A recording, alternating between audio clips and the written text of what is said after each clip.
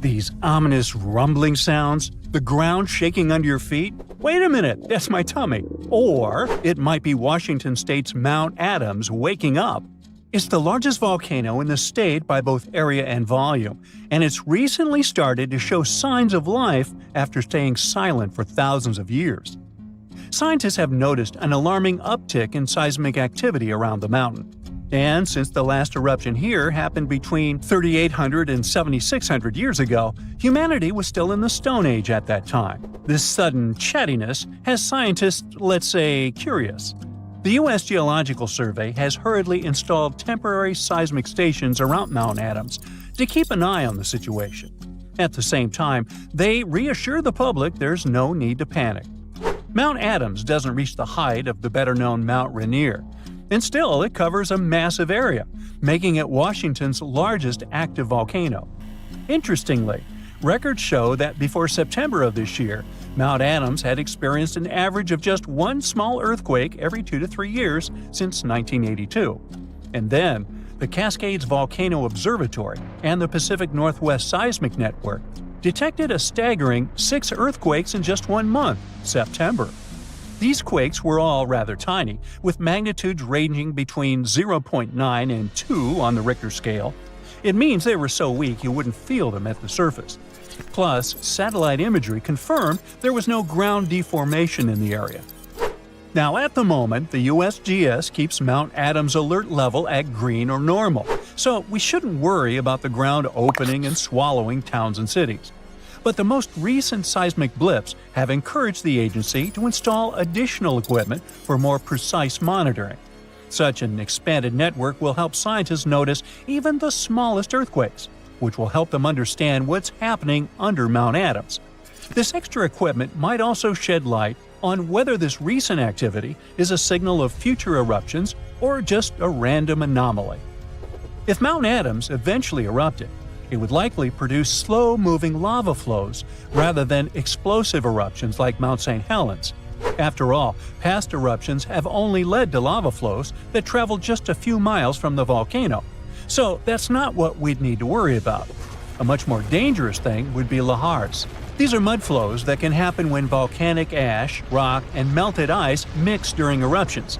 Lahars have occurred near Mount Adams without even eruptions.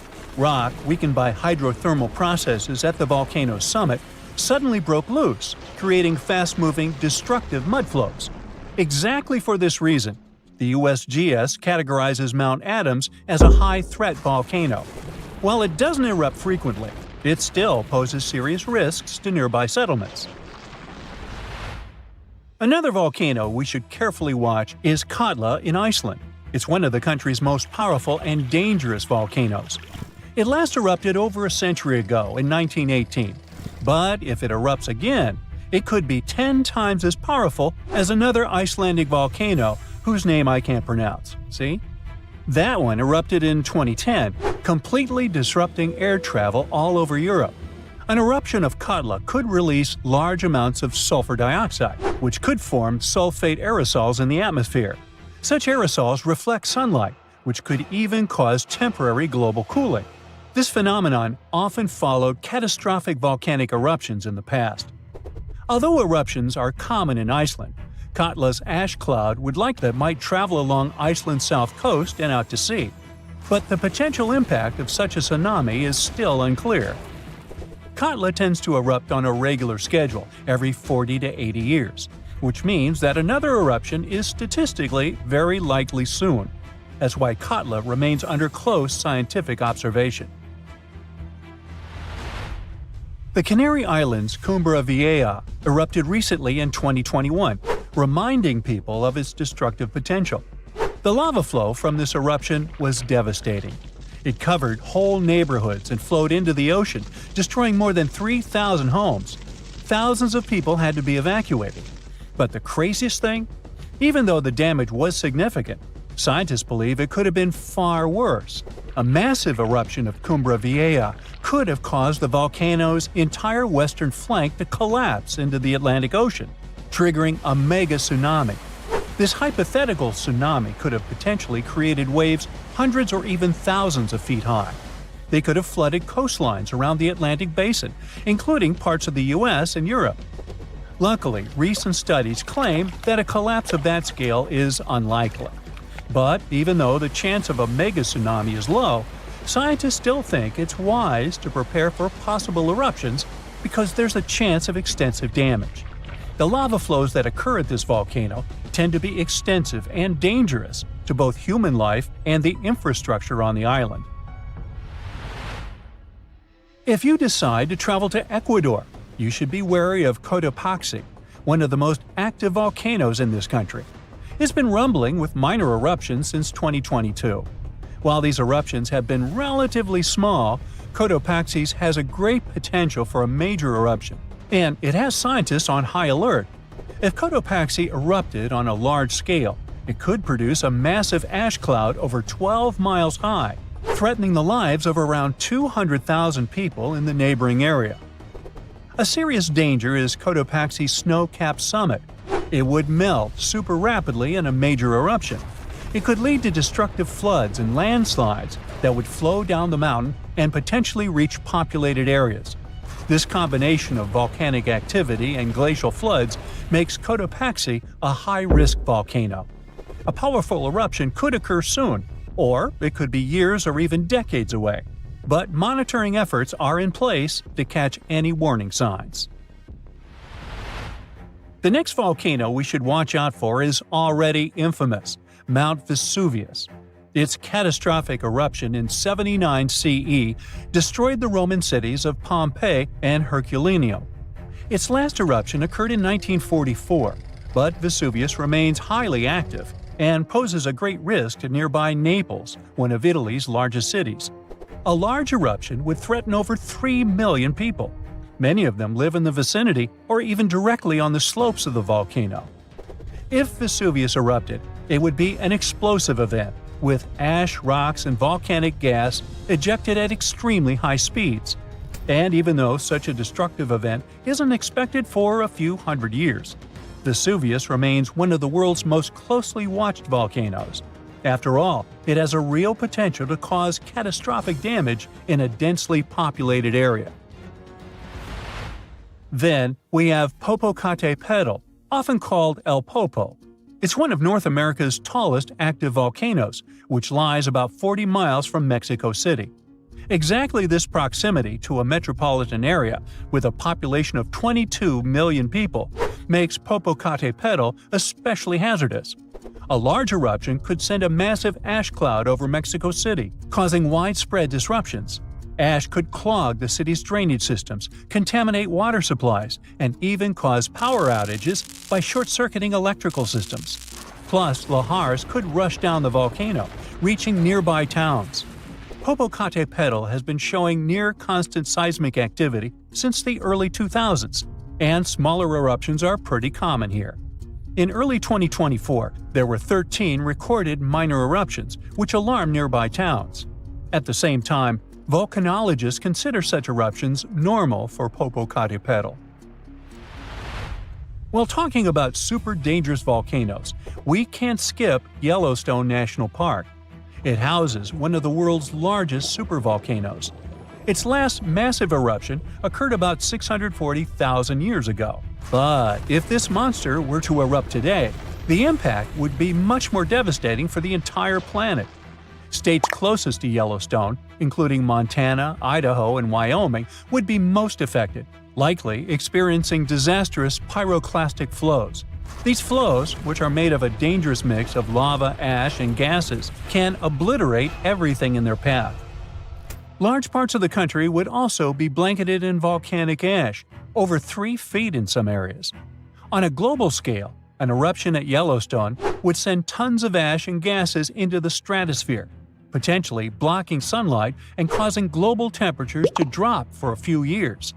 This would disrupt agriculture, collapse transportation systems, and create food shortages on a massive scale. Still, even though there's a popular myth that Yellowstone is overdue for an eruption, geologists clarify that this isn't true. Volcanoes don't follow precise timetables, and the activity at Yellowstone doesn't indicate an imminent eruption. So yeah, that's good news. For 70,000 years, Taftan volcanoes successfully convinced everyone it was extinct, but new satellite images show that its summit is rising, like something inside is stretching it, rolling it over, and cracking its neck after the world's longest nap. Scientists aren't too happy about it, so let's see if you have a reason to be worried too. Volcanoes can wake up when earthquakes shake them awake or storms mess with underground water. But scientists checked. There weren't any big earthquakes or heavy rains in southeastern Iran, where it sits. So it must be gas or magma pressure that's moving Taftan. It's like a sealed soda can heating up from the inside. Before you even hear a hiss, the pressure is building silently, waiting for a weakness. That's why Taftan's movement is such a big red flag. Pressure changes mean new internal activity. Plus, the source of pressure below its surface is at just around 1,600 to 2,070 feet deep. And that's not a lot for a volcano. When the source of pressure sits that close to daylight, it can set off small explosions from steam or gas, even if no lava ever touches the surface. This type of explosion, called phreatic, happens when water underground gets so hot so fast that it blows up like a giant pressure cooker. In Hollywood movies, volcanic eruptions always look like rivers of lava chasing people down the street. But steam-driven explosions are different, sneaky, and unpredictable. One minute everything looks calm, and the next minute rocks and superheated steam blast into the air like Earth sneezed with the power of a jet engine. For Taftan, this is exactly the scenario scientists are afraid of. You don't need flowing lava to cause destruction. A steam-driven explosion can launch boulders the size of cars and shoot ash clouds thousands of feet up. Even if you don't live anywhere near Iran, Taftan isn't just a local issue. Volcanoes breathe out gases that travel with the wind, and Taftan produces sulfur-heavy emissions when it's active. Sulfur dioxide doesn't just smell bad, but messes with air quality, irritates lungs, and reacts in the atmosphere to form particles that can dim sunlight and cool temperatures. That means neighboring countries might feel the effects even if they never see the volcano. And if a phreatic explosion blasts ash high enough, it could drift into international flight paths like volcanic confetti nobody asked for. Even smaller eruptions can have ripple effects. Remember that time a volcano in Iceland with a name I won't ever pronounce correctly blew up in 2010? It disrupted all the air travel across the Atlantic, and in our case, a modest ash plume drifting into major air corridors could ground flights across the Middle East, South Asia, and beyond. You know, gas emissions don't respect borders. They drift, mix, and settle wherever the wind decides to drop them. Alright, all this sounds pretty creepy, but with all the modern sensors, scientists should find out about an eruption in advance, right? Not really.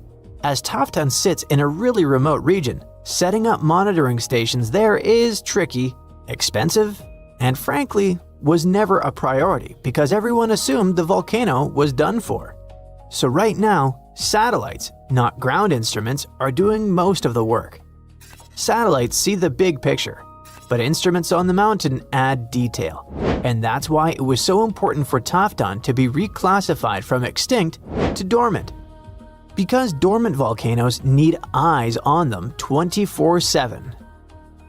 When a volcano is labeled extinct, countries don't invest in evacuation plans, hazard maps, or monitoring equipment. Changing Taftan's status forced everyone, from local officials to global scientists, to admit it can cause trouble. And that means preparing for ashfall, gas emissions, sudden eruptions, and the long-term questions. Questions like, what if this awakening isn't temporary? What if this is the beginning of a whole new activity cycle? Long-term, Taftan might settle down again, or it might be entering a period of renewed activity. Volcanoes don't run on human timelines. A short-term phase for a volcano could be days or years, and the uplifting summit might mean there's deeper magma movement, not just a surface burp. It has gone up by about 3.5 inches over 10 months between July 2023 and May 2024. And a mountain rising is like Earth inhaling. And if Earth inhales too deeply, it eventually exhales. And in volcanic terms, that exhale is nothing good. Right now, Taftan is breathing in, and nobody knows when it plans to breathe out. This already sounds like too much drama, but there's more where it came from. Some of the biggest, angriest supervolcanoes on Earth are starting to wake up. When one of these monsters erupts, the whole planet feels it, even people living thousands of miles away. Scientists worry because a super eruption could move faster than our ability to prepare food, evacuate cities, or deal with the chaos afterward. That's what makes supervolcanoes so scary. Not just the explosion, but how little time we might have to react. If you live near Naples, you already know at least one supervolcano and how it acts. Streets crack, steam leaks from the earth, the harbor fills with sediment, and swarms of small earthquakes rattle windows like underground thunder. All of that comes from Campi Flegrei, a massive supervolcano caldera that last erupted in 1538. For years, scientists read these signals as classic warnings of magma rising. But two recent studies, one in 2023 and another in 2025, completely changed how we understand what's really going on. And surprisingly, they brought a bit of hope with the danger.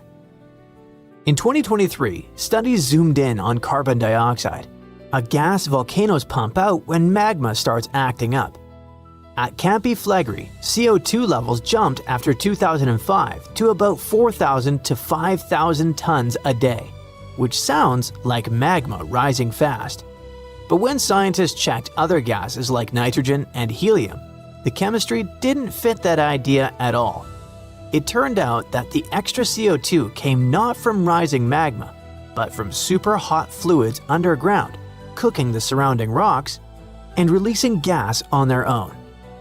In the 2025 study, lab experiments showed that the shaking comes mainly from a sealed underground water and steam reservoir. When that natural lid traps pressure, it eventually cracks and releases steam and sets off sudden quakes that people feel at the surface. That idea also explains something that always confused scientists. The earthquakes usually start close to the surface and then move deeper, which is the opposite of what rising magma would do. After the strongest shaking, the ground often sinks a little, like a balloon slowly deflating after you let some air out. None of this means Campi Flegrei is suddenly safe though.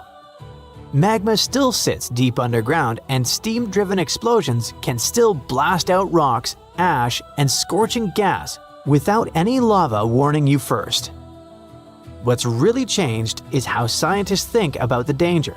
Just watching and waiting isn't enough anymore. If humanity only had 12 months of warning before a supervolcano eruption, we'd struggle badly. Stockpiling food, relocating people, keeping supply chains alive. It would all feel almost impossible. But don't freak out yet, because supervolcano eruptions are extremely rare. The last one happened about 26,500 years ago in New Zealand. On average, scientists think a super eruption happens roughly once every 100,000 years, but Earth doesn't follow neat schedules like a calendar. Sometimes these eruptions cluster closer together, and then the planet stays quiet for a long time. Two massive super eruptions shook the planet within the last 100,000 years. About 74,000 years ago, Indonesia's Toba volcano blew up with such force that it blasted ash across Asia, lowered the temperatures around the world, and may have pushed early humans to the brink of extinction. Then, around 26,500 years ago, New Zealand's Taupo volcano unleashed an eruption, covering huge areas in ash and reshaping the landscape we see today. There's always a chance another super eruption could arrive earlier than we expect. That uncertainty is what keeps scientists awake at night. Frankenstein, unreasonably cold weather, and tons of lava. What do these things have in common?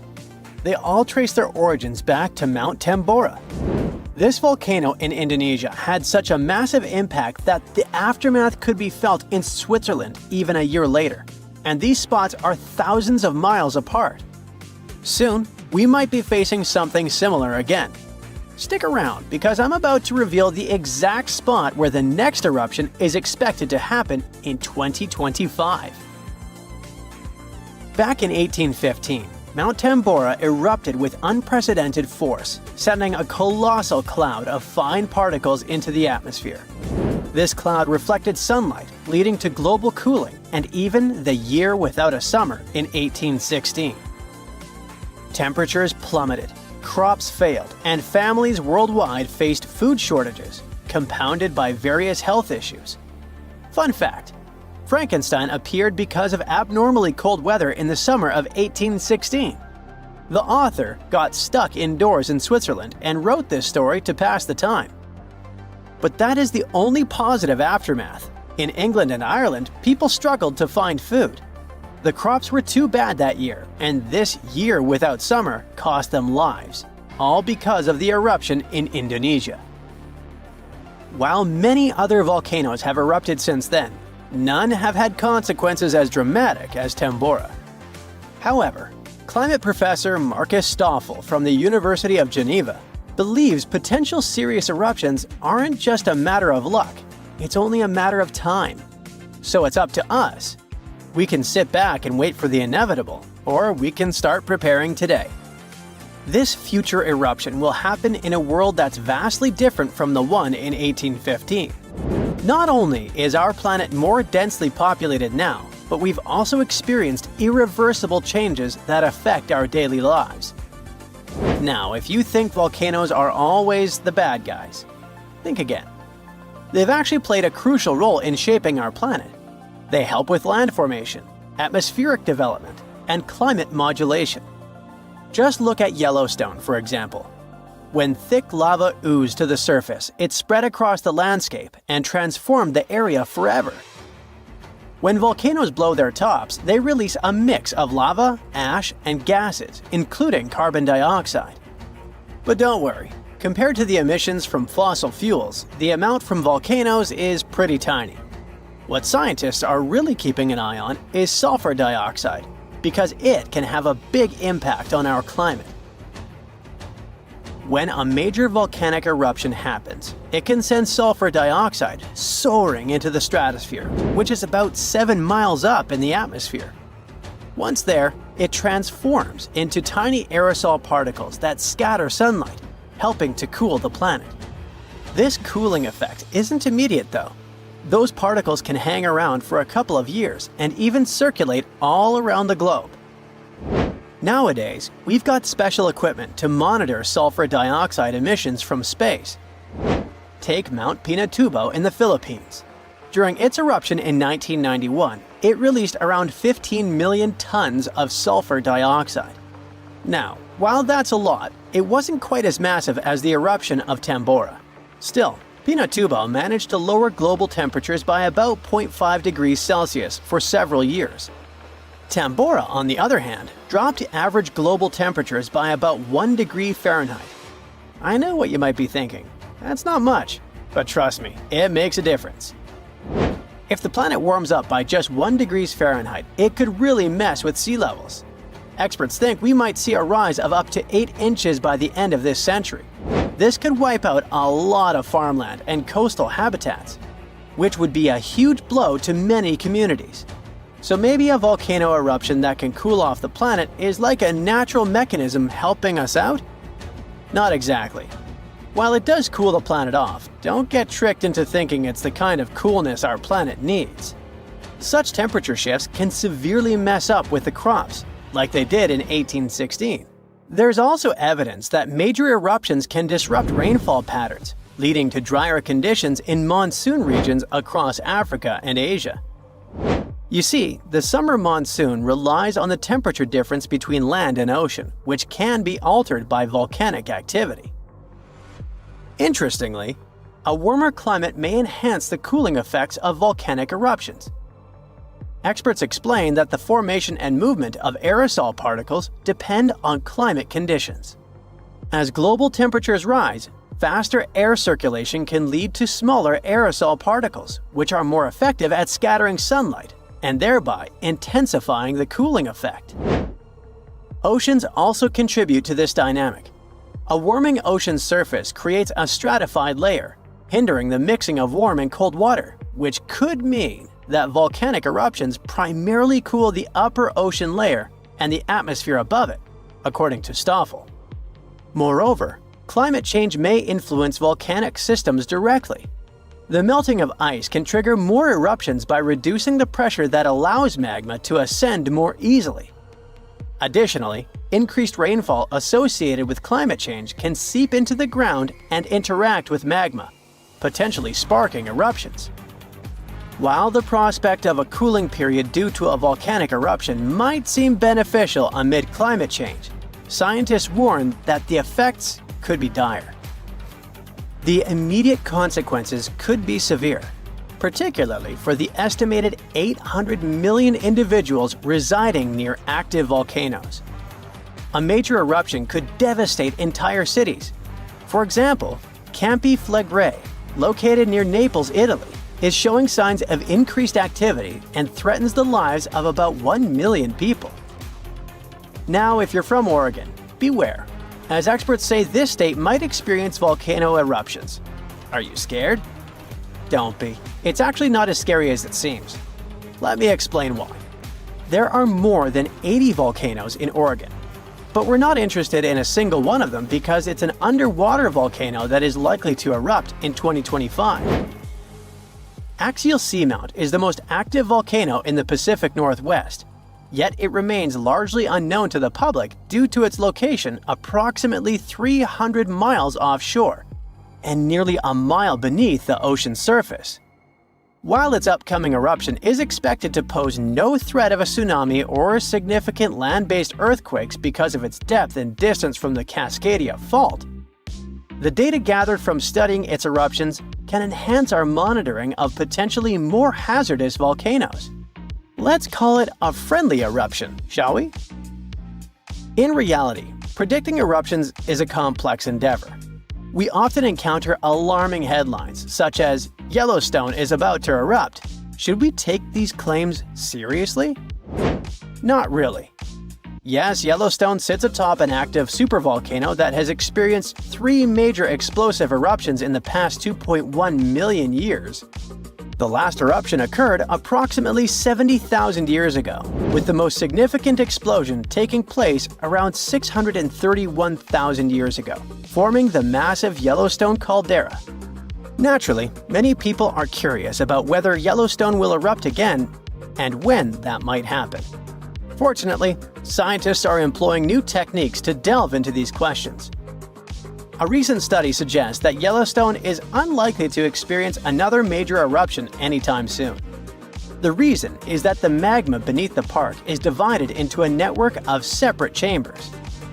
While there is a substantial amount of magma present, it's not sufficiently interconnected to support an eruption.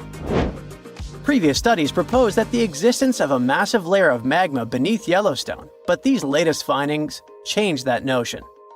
To gain a clearer understanding of the subterranean dynamics, researchers utilized a technique called magnetotellurics, which employs Earth's natural electromagnetic fields rather than seismic waves. Since magma is a good conductor of electricity, this method is particularly effective for mapping molten rock and comprehending underground activity in volcanically active regions. By using magnetotellurics, scientists created a detailed map of the magma under Yellowstone, enabling them to make more informed predictions about future eruptions. But what will happen if an eruption similar to Mount Tambora occurs? By and large, there will be huge climate chaos. Yeah, the best scientists are looking for the solution should it really happen, but they don't have it yet. So technically, we're not ready for the second Mount Tambora. But for now, we're pretty much safe. No major eruptions are predicted. Whew! Our planet's biggest and meanest supervolcanoes are waking up. When they erupt, you'll surely notice it, even if you live thousands of miles away from the epicenter. Scientists are worried we might not have enough time to prepare and deal with the consequences of a supereruption. There's some volcanic activity close to the Italian city of Naples. And no, it has nothing to do with the famous Mount Vesuvius, but with another volcano. This one is harder to see as it doesn't have a tall peak like Vesuvius. But don't let this bad guy trick you. It could be way more dangerous than its giant neighbor. It does have a huge crater that's about 8 miles wide. This volcano is called Campi Flegrei, and it's actually one of the largest volcanoes in Europe, sitting under the town of Pasquale. So, Campi Flegrei erupted 39,000 years ago with a bang so massive it spread ash across the whole Mediterranean region. It also caused the temperature to drop by over 16 degrees Fahrenheit across Eastern Europe. It was the biggest volcanic eruption in Europe in 200,000 years. Since then, Campi Flegrei has had smaller eruptions, and the last one happened in 1538. Now the area is full of small craters, hot springs, and bubbling pools, and they're all proof that this volcano is still very much alive and brewing something. Since the early 2000s, the ground in the giant crater and the town nearby have been slowly rising by about 1 to 1.5 inches every year. There were at least 150 earthquakes that shook this supervolcano lately. In May 2024, there was a 4.4 magnitude in the area, the biggest in the last 40 years. Residents had to leave their homes and camp outside, fearing there would be more earthquakes. No one knows how Campi Flegrei is going to behave in the following months or years, but the authorities are organizing evacuation exercises to prepare the population just in case. The Italian volcano looks like an innocent kitten compared to the real giants like Yellowstone.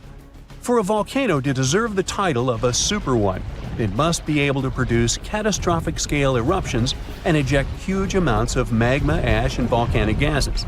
The Yellowstone giant meets these criteria. Even though it moves from time to time, the Yellowstone supervolcano hasn't erupted for 640,000 years. But when it does wake up, it might erupt with incredible power, about the same amount as 10 huge nuclear power stations can produce. Under the ground, beneath Yellowstone, there's a super hot area full of molten rock called magma. As more magma moves into a big space called a magma chamber, the ground above starts to swell or rise.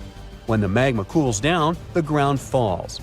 Between 2004 and 2009, the ground at Yellowstone rose by almost 10 inches, but then it started to slowly go back down in 2010. Scientists aren't sure if it's going to erupt anytime soon. There's also another big volcano called Long Valley in California that has been active since 1980, and it can be a really big threat. Scientists studying this supervolcano found out that before its biggest eruption, 760,000 years ago, the buildup may have taken less than a year. Now, that's bad news, because a supervolcano eruption can have a huge effect on the world, like the eruption of the Toba volcano in Sumatra around 74,000 years ago. It became the biggest volcanic eruption the Earth had seen in 28 million years. It covered parts of Indonesia, India, and the Indian Ocean with a thick layer of volcanic debris, almost like a 6-inch blanket. The amount of rock it spewed out was like stacking nearly 3 million Empire State Buildings. The giant crater it left behind can still be seen from space. All the ash and gases shot up into the air and blocked some of the sunlight. It caused a volcanic winter that lasted about 6 to 10 years. Some scientists think this eruption might have even affected early humans. Around the time Toba erupted, the human population took a sharp dip, and there were far fewer people. Some say this is why all modern humans come from a small group of survivors. According to the Toba catastrophe theory, most early humans in Europe and Asia didn't survive the cold and harsh climate after the eruption, but a lucky group lived through all that in Africa. Not all scientists agree with this idea, and some archaeological and climate records show a different story. Another volcano that changed the world in a big way was Mount Tambora in 1815. The next year went down in history as the year without a summer. It was cold and rainy, and there was snow and frost even in the middle of summer, especially in Europe and North America. This happened because the volcano sent out a lot of sulfur dioxide into the sky, which spread all over the world and made the planet colder. When Tambora erupted, it caused huge tsunamis that smashed homes and took the lives of around 10,000 people. Afterward, about 80,000 more people passed away because of the consequences the eruption had caused in the world. The cold weather ruined crops, so food became really expensive. And because horses were the main way people traveled, the cost of oats that they ate went way up too. Some people even think this led to the invention of the bicycle in 1817 as a new way to get around. The eruption made the Earth colder for about 3 years.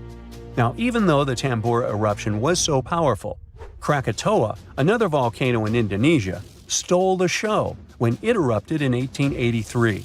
It was just easier to spread information about it through telegrams and photos.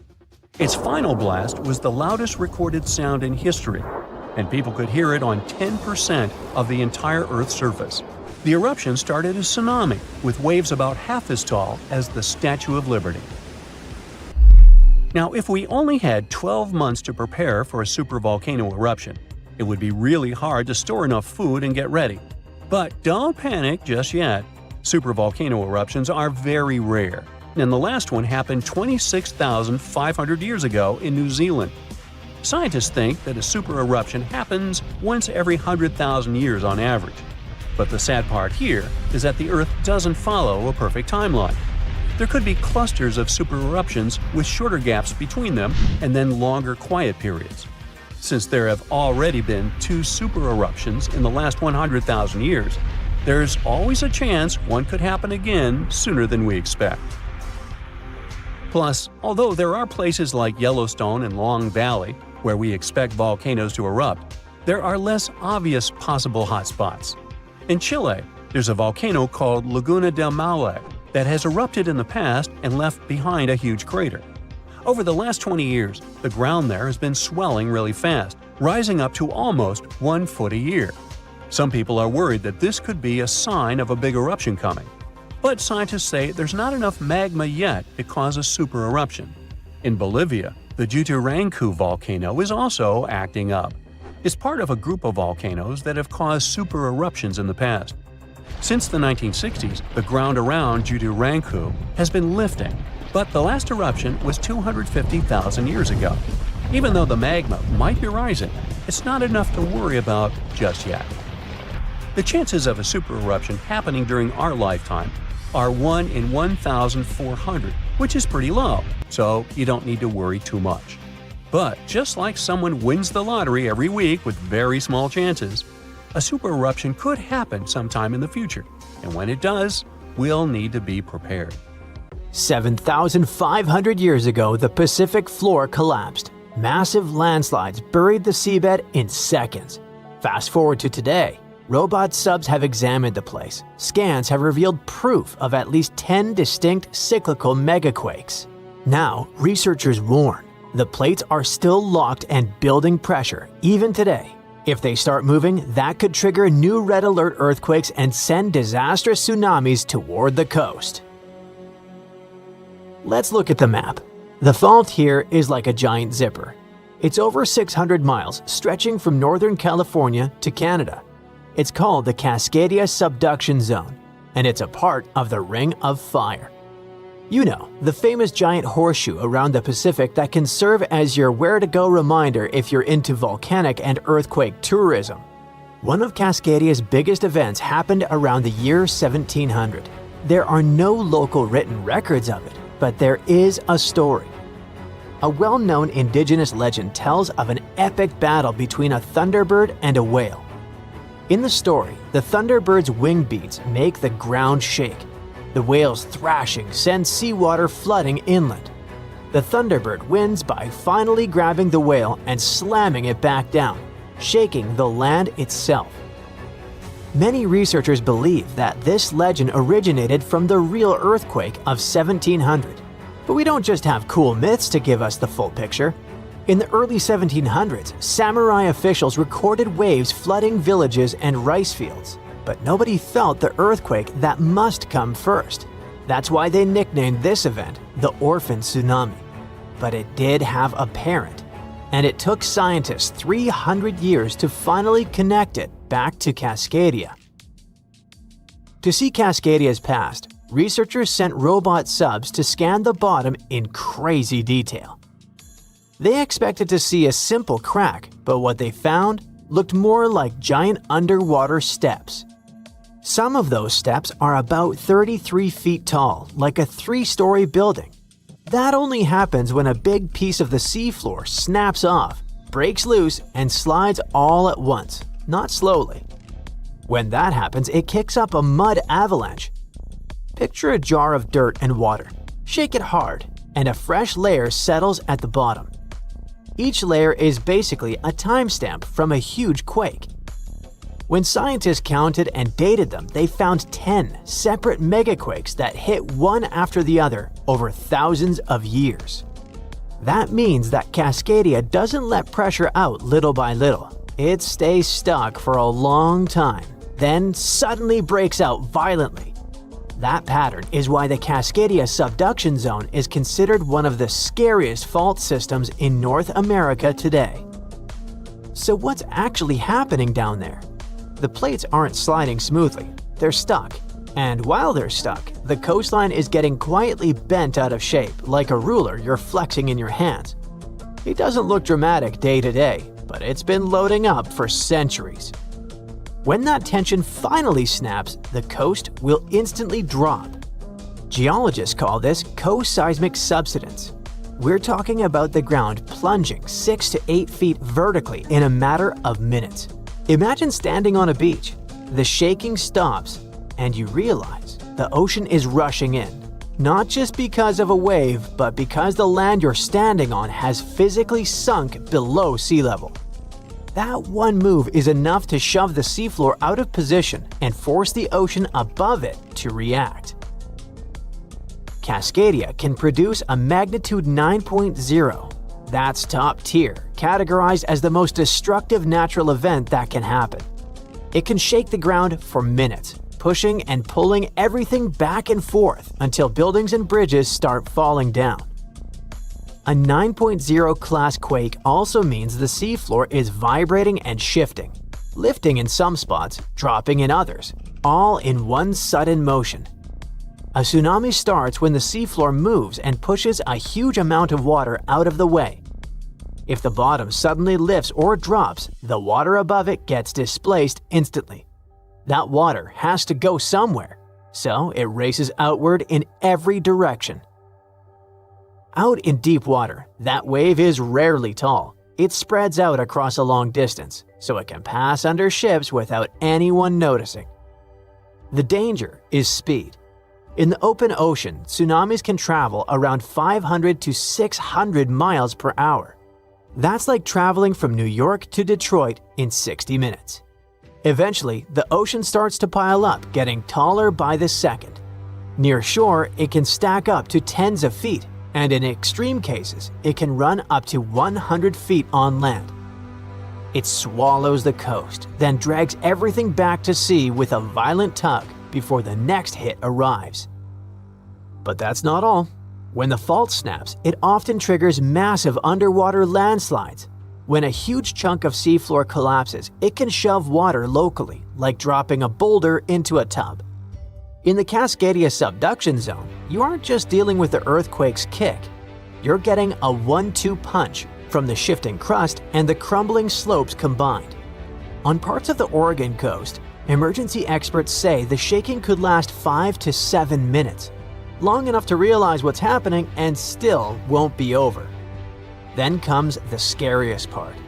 In some places, a tsunami can hit in 15 to 30 minutes. Remember, the earthquake is a warning. If you're on the coast and you feel strong, long shaking, you do not need to wait for a text alert or a siren, or someone on the news to yell tsunami. During the tremors, the basic recommendation is to literally drop to the ground, cover, and hold on, staying away from windows and chandeliers that can fall on you. As tempting as it is, we shouldn't stop to make a reel out of the situation. Before anything happens, make one decision while your brain is calm. Pick the closest high ground and go for it. Not somewhere uphill, an actual spot. If you ever needed a reason to learn your neighborhood, this is it. Your instinct might say, get into the car and drive. But don't. Roads are probably jammed and bridges could be damaged. People who live on the coast already know to keep it practical, with shoes on the bed and a go bag prepared just in case. The danger doesn't end with the first impact because the tsunami waves, well, they come in waves. The initial hit is rarely the largest, and the ocean can continue to pulse in and out for hours. This creates a violent tug-of-war. The receding water acts like a massive vacuum, dragging anything caught in the backwash out to sea. Japan's 2011 disaster is the most recent vivid example of what a magnitude 9.1 can do. The seafloor shifted in a single massive heave, and minutes later, the ocean literally rearranged the coast.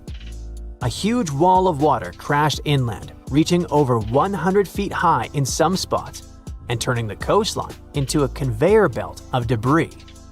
It was like water turned cars into giant bowling balls and shipping containers into massive metal bricks, smashing ports and drowning low-lying airports and electrical substations. Finally, what do officials say about the timeline for the possible next disaster hitting Cascadia? Well, they can't give us precise dates, but they did announce some odds. For the biggest, scariest earthquake possible, the United States Geological Survey says there is about a 10% to 15% chance it'll happen in the next 50 years. Chances for a quake that isn't the mega version are 1 in 3 in the next 5 decades. Those odds are actually pretty high. But here is why it isn't all that grim. Scientists know this isn't random. Cascadia has a pattern, and patterns are what preparation runs on. We already know how to build for big shaking, and we're getting better at spotting where stress is building. It doesn't mean we can stop the earthquake, but it means we're getting way better at knowing what to expect. In the meantime, just keep a go bag by the door and maybe take a walk around your neighborhood every once in a while. The floor is lava!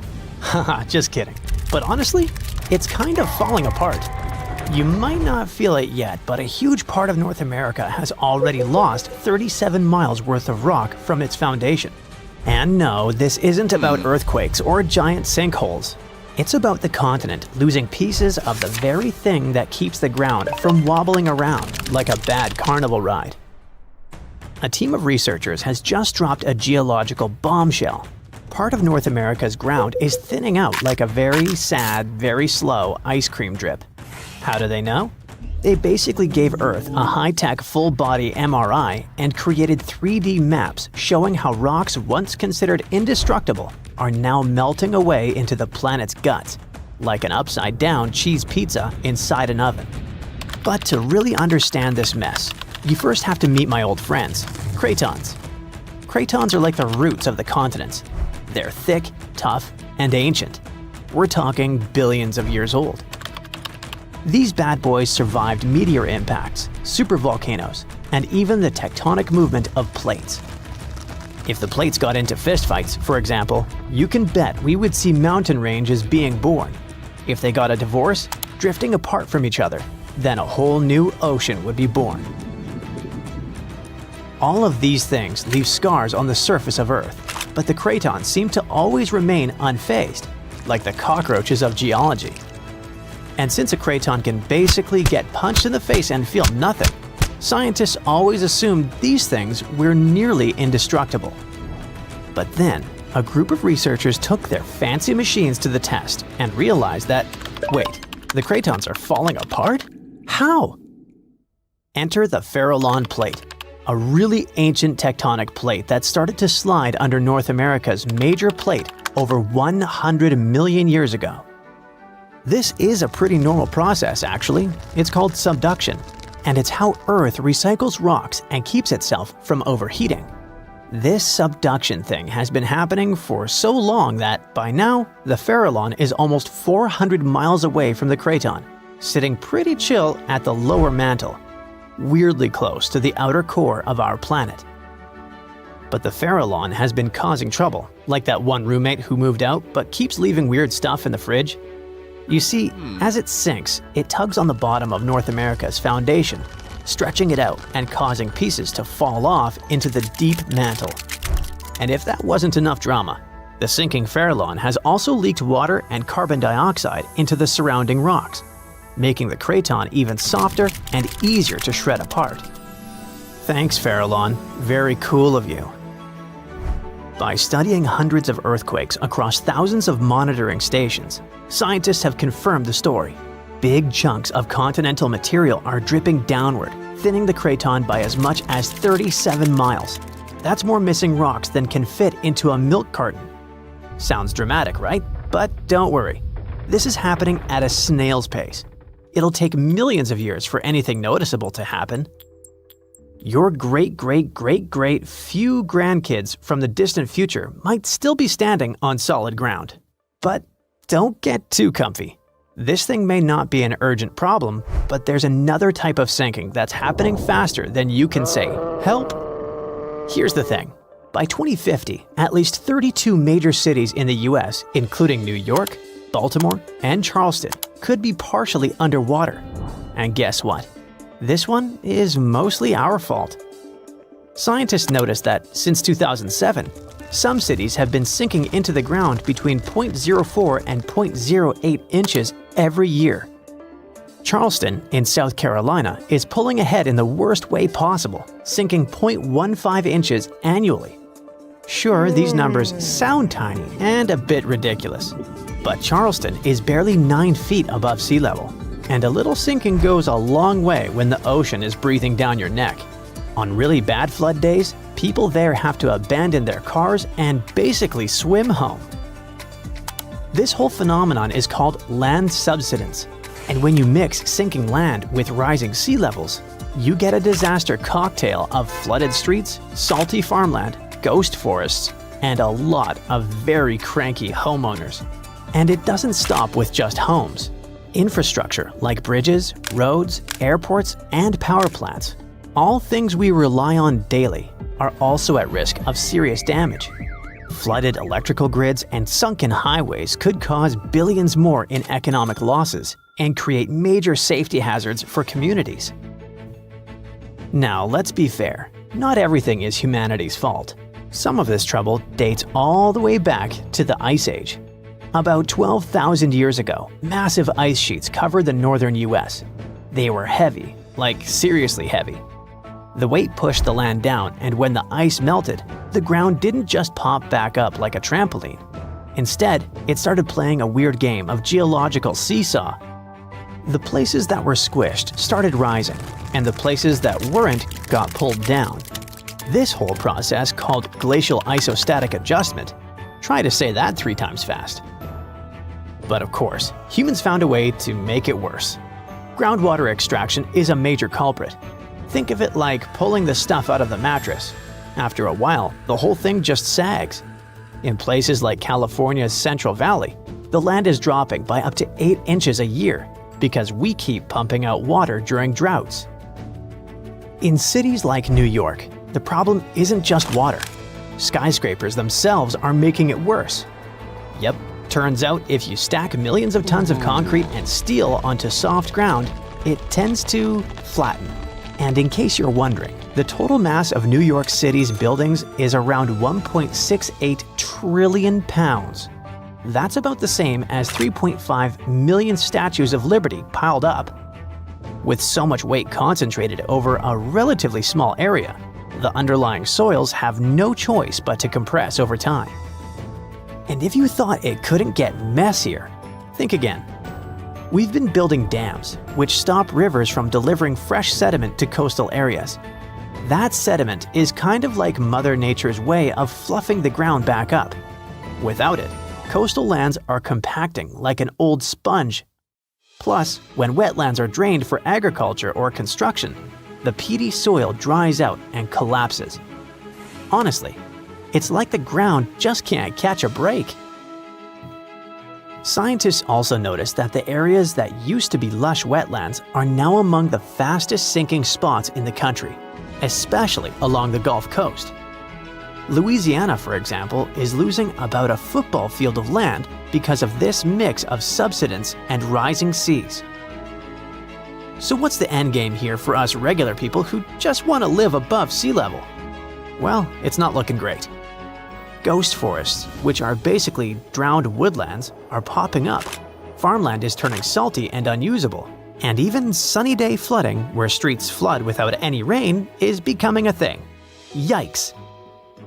Meanwhile, over on the West Coast, California is not exactly winning either. San Francisco and Los Angeles are both sinking, which means that rising sea levels could hit them twice as hard and twice as fast. In some places like the Palos Verdes Peninsula, the ground has been sinking so fast, people over there might as well live like moles. So, is America turning into the next Atlantis?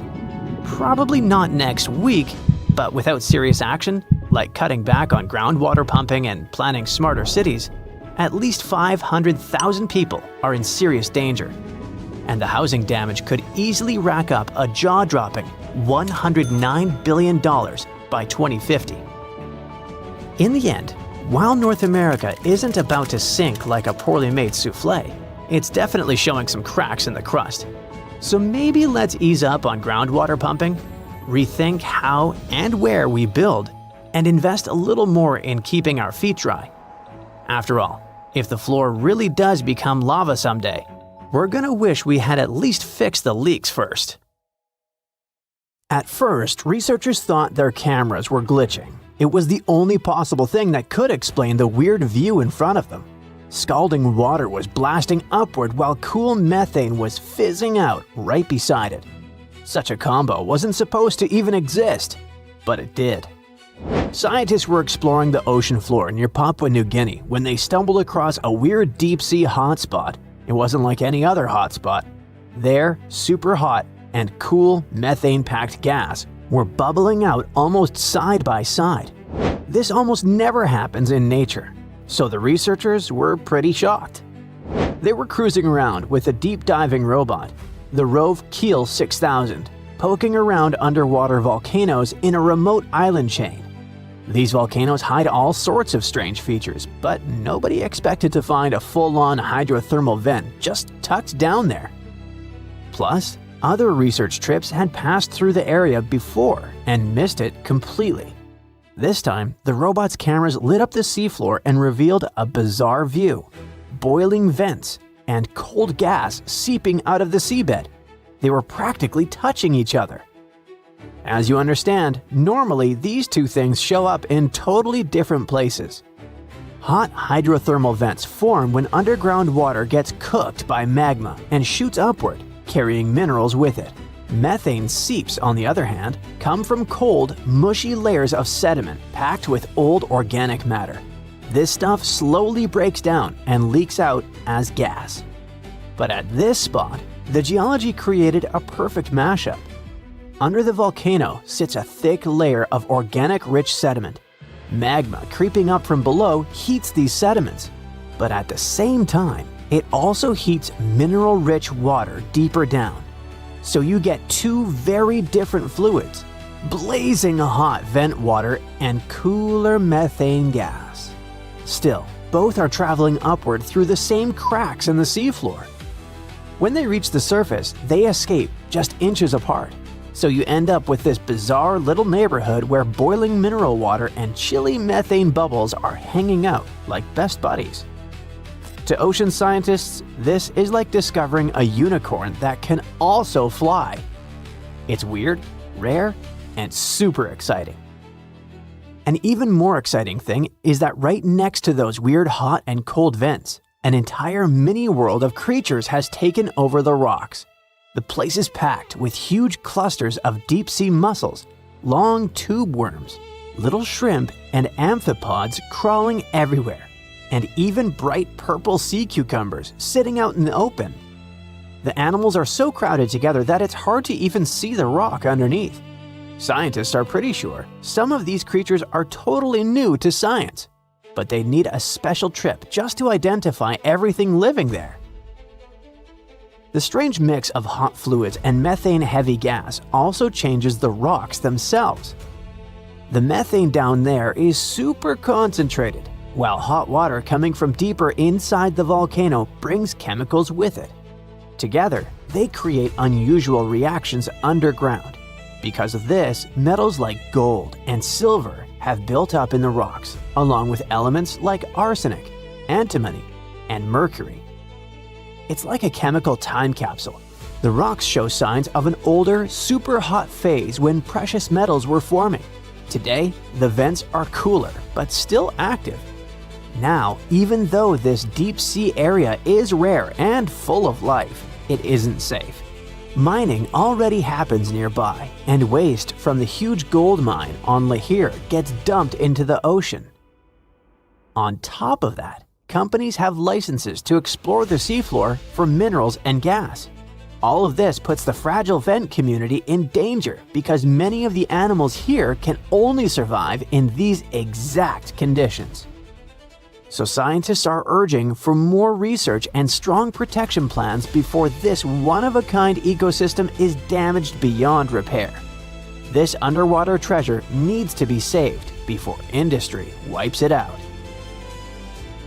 This discovery, though, isn't the only unique ecosystem we've ever found. In January 2025, a gigantic iceberg named A84, roughly the size of Chicago, cracked off Antarctica's George VI ice shelf. This ice shelf is enormous on its own, stretching about 280 miles from end to end and about 820 feet thick. During the Antarctic summer, which is November through late February, the top of the ice shelf melts and forms long, skinny pools called ribbon lakes. They got that name because they really do look like giant icy ribbons stretched across the surface. Once A84 broke free and drifted off, it exposed part of the seafloor that had been sealed away under the ice for who knows how long. It was a place absolutely nobody had seen before. A research team aboard the ship Falkor 2 happened to be in the Bellingshausen Sea at the time. As soon as they got word about the iceberg breaking loose, they ditched their original plan. This was basically the deep-sea version of flipping over a huge rock in the woods just to see what's living underneath it. For 8 days, the scientists sent down their underwater robot, Sebastian, and explored depths of more than 4,200 feet. Down in that freezing darkness, they discovered a hidden ecosystem packed with life. Huge corals and sponges formed underwater neighborhoods that were absolutely crawling with creatures. They were not just barely alive, they were thriving. So yeah, the scientists expected to find something down there, but they definitely didn't hope to spot a full-on underwater city of ancient life. There were sea anemones that looked like tiny fluffy trees, sea spiders marching around like creatures from other planets, ice fish, octopuses, and a whole mix of other animals. The entire expedition was live-streamed to researchers around the world. By the way, the recordings are still publicly available if you're interested. Even cooler, the researchers think some of the creatures they saw might actually be brand new species. That's right, genuinely new species in Antarctica in 2025. A few might live only in this one area, and that makes sense because Antarctica is basically its own isolated planet. It's surrounded by the Antarctic Circumpolar Current, which acts like a giant watery moat that has kept the continent cut off from the rest of the world for millions of years. But even if the new species ended up being known ones, the scientists still found some extremely rare animals, like tiny snails, bristly worms, aka polychaetes, little crustaceans, and even the mysterious phantom jellyfish, which already looks like something from outer space. The scientific name for the phantom jelly is Stygiomedusa gigantea, but no one really needs that mouthful, so giant phantom jelly is fine. This thing is massive. Its bell, the umbrella-shaped top, can be more than 3 feet wide. It also has 4 long ribbon-like arms that can stretch up to 33 feet. That's the length of a school bus. Actually, the first one was collected in 1899, but scientists didn't even realize it was a completely new kind of jellyfish until 60 years later. Its body is mostly see-through with a ghostly purple tint, and instead of normal tentacles, it uses those big flowing arms to grab prey and feed itself. Even though jellyfish don't have brains, The way this giant phantom jelly moved caught scientists off guard. It seemed to steer its long arms with surprising control, especially when it drifted through tight spaces near the seafloor. It looked cautious and almost intentional, which is kinda unsettling. Another maybe kinda sorta smart creature lurking in the dark ocean? Great. The researchers also found bristleworms. Officially, they're called polychaetes, but bristleworms sounds way more fun. These worms are common in cold, deep oceans and come in tons of shapes and sizes. Their bodies are made of segments lined with tiny bristles that help them crawl, sense the environment, and defend themselves. One standout is the Antarctic scale worm, which has shiny golden bristles that make it look surprisingly fancy for a creature living in freezing darkness. So, as you see, there are still tons of places and things on Earth that don't seem real or aren't even supposed to exist. And even with our level of technology, we're unlikely to figure out all the wonders the world has to offer in the near future. The ground suddenly starts shaking. Clouds of gas start forming in the sky, making it dark during broad daylight. Bits of the ground start swelling, lifting, and even collapsing. These are the telltale signs of a volcano that is bound to erupt. And this is what could easily happen again with Mount Spur. It's only about 75 miles from Anchorage, one of Alaska's busiest cities. More than half of the population of the northernmost state of the US live there. There's also a huge amount of air cargo that passes through its international airport daily. So anytime a volcano this close to such a vital hub begins to get restless, people start paying attention. Just FYI, approximately 350 million people in the world live within the danger range of an active volcano. That means that around 1 out of 20 people live in an area at risk of volcanic activity. Alaskans probably wish that Spur's reawakening was fiction, but it's actually true. The Alaska Volcano Observatory picked up on several of these "I'm about to erupt" signs from Mount Spur. So much so that they raised the alert level to yellow, which means unrest above normal background levels. Spur erupted twice in the 90s, and it was pretty intense. If we were ranking volcanic eruptions on a scale from 1 to 10, these eruptions would rank a 6 or 7. Not that terrible, but still worth 10 to 17 million in damages. However, these numbers are nothing compared to Alaska's 1988 Redoubt eruption, another volcano that erupted and summed up a staggering $345 million in damages. Mainly because its ashes hit aircraft engines, such as the KLM 747 that lost power after all its engines went off due to the ashes. If people weren't paying attention to Alaska's unstable geology before that, well, they surely started to after it. When you think of the hazards of volcanic activity, the first thing that might possibly pop in your mind is Pompeii, Italy. Of course, that's the worst-case scenario, a city being engulfed by lava. Spur may seem innocent compared to Vesuvio, but it still took its toll. The last time it erupted in the 90s, and it threw volcanic aerosols over 60,000 feet into the atmosphere. Let's get our science straight here.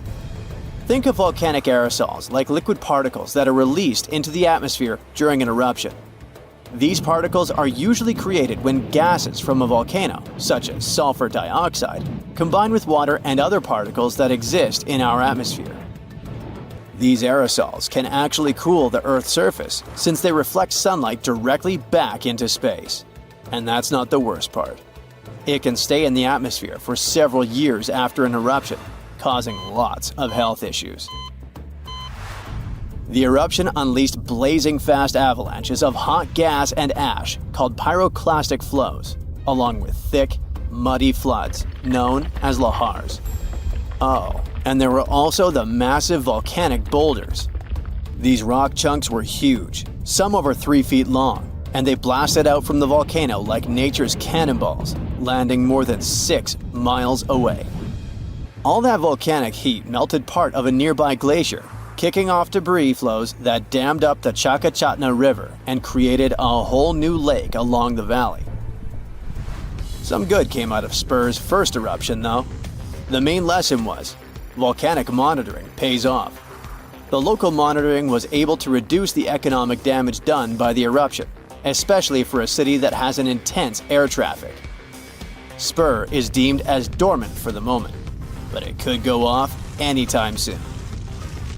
You see, volcanoes are classified as active, dormant, or extinct, depending on how much action they're putting on. If it's still active, it's still rumbling and erupting somewhat regularly.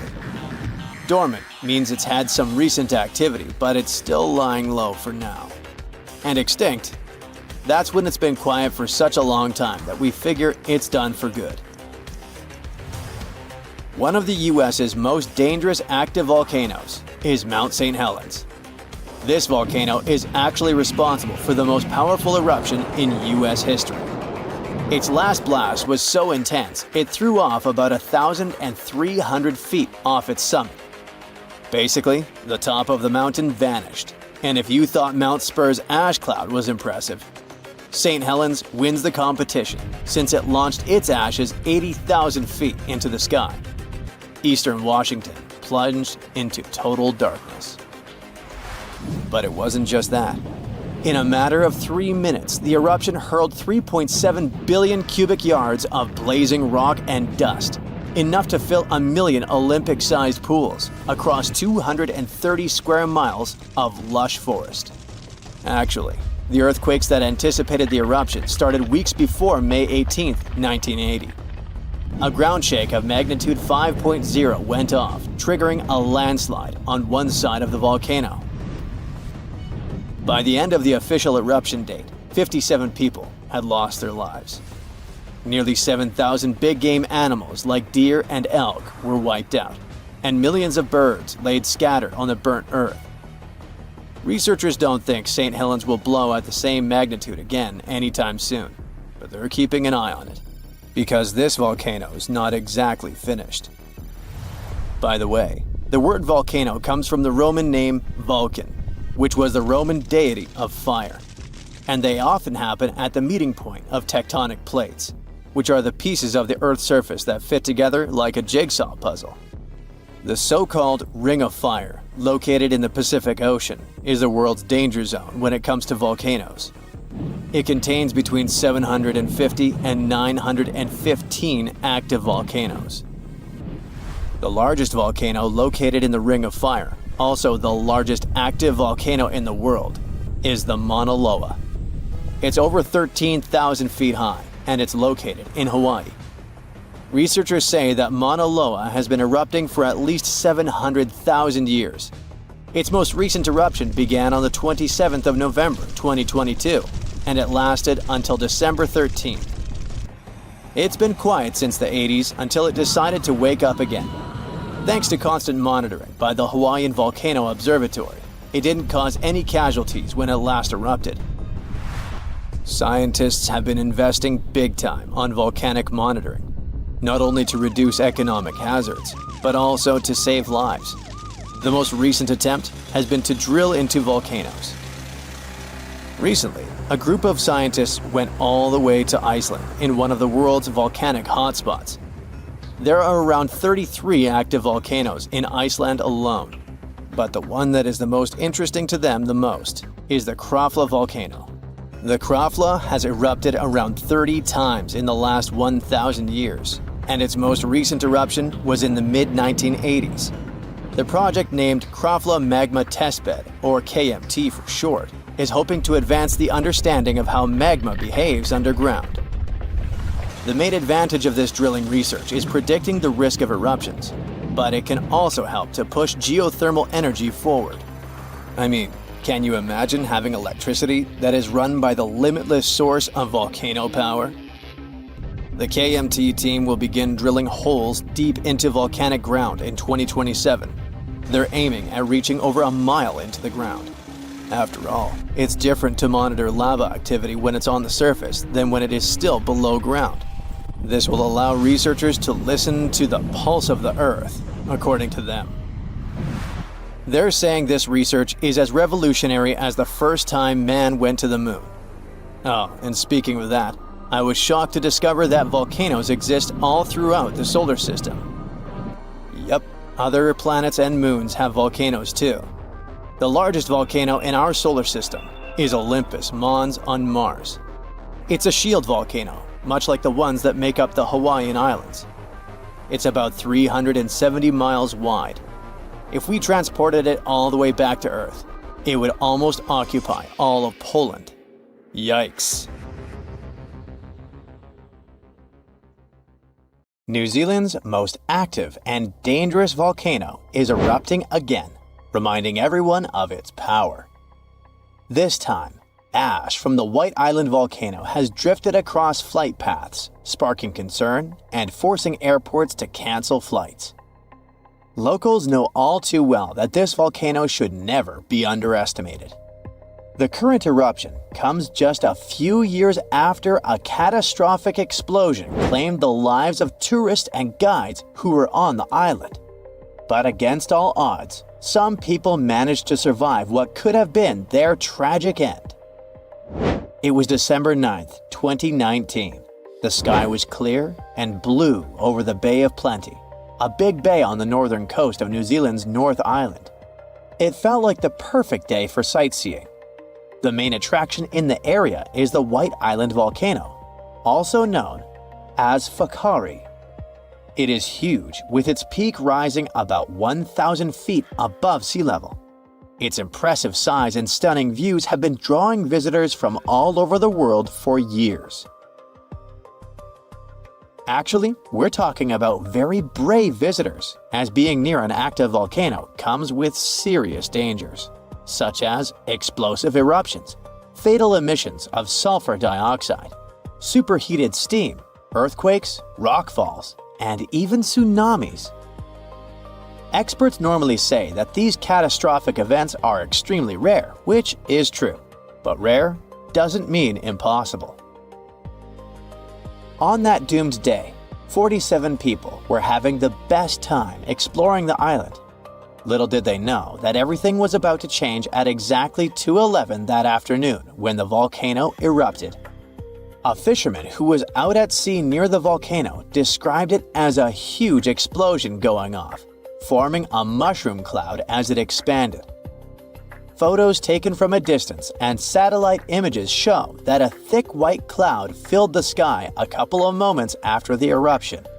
Authorities then issued an alert about a moderate volcanic eruption, warning people living near the volcano to stay inside and close their windows and doors to prevent ash from coming in.